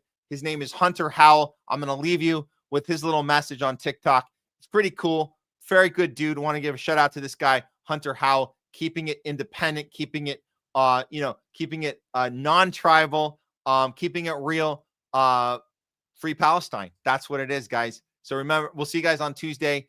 That's the show. I'm Matt Weinglass. This is the Homeless Left. Non-tribal approach to news. Power to the people and free Palestine. We'll see you guys next week. Thanks. We're out. Capitol building, and I need you to know something. Do not scroll. If you're a leftist, if you're a conservative, it doesn't fucking matter. My name is Hunter Howell, and I would never do anything to harm myself. I just need to tell you the truth in case something bad happens to me. I'm a person on the right side, the Republican side, so to speak, but you could consider me based because the United States is occupied by Israel politically. Now, obviously, Gaza and Palestine are occupied physically, and it's a lot worse for the people over there. But that will come to us too. Mark my words, this app has already been bought by Larry Ellison. They just bought CBS as well. And we don't have a lot of time to unite. which is why you need to get this video out and start loving your neighbors, start coming together, red and blue, purple revolution, right? Because pretty soon there won't be many people on this app like me that are able to criticize Israel, okay? We're next. And if we don't make a stand now, together, united, strong, in numbers, then we're cooked. But I believe that we can fight back and win. Let me know your thoughts. Send them love.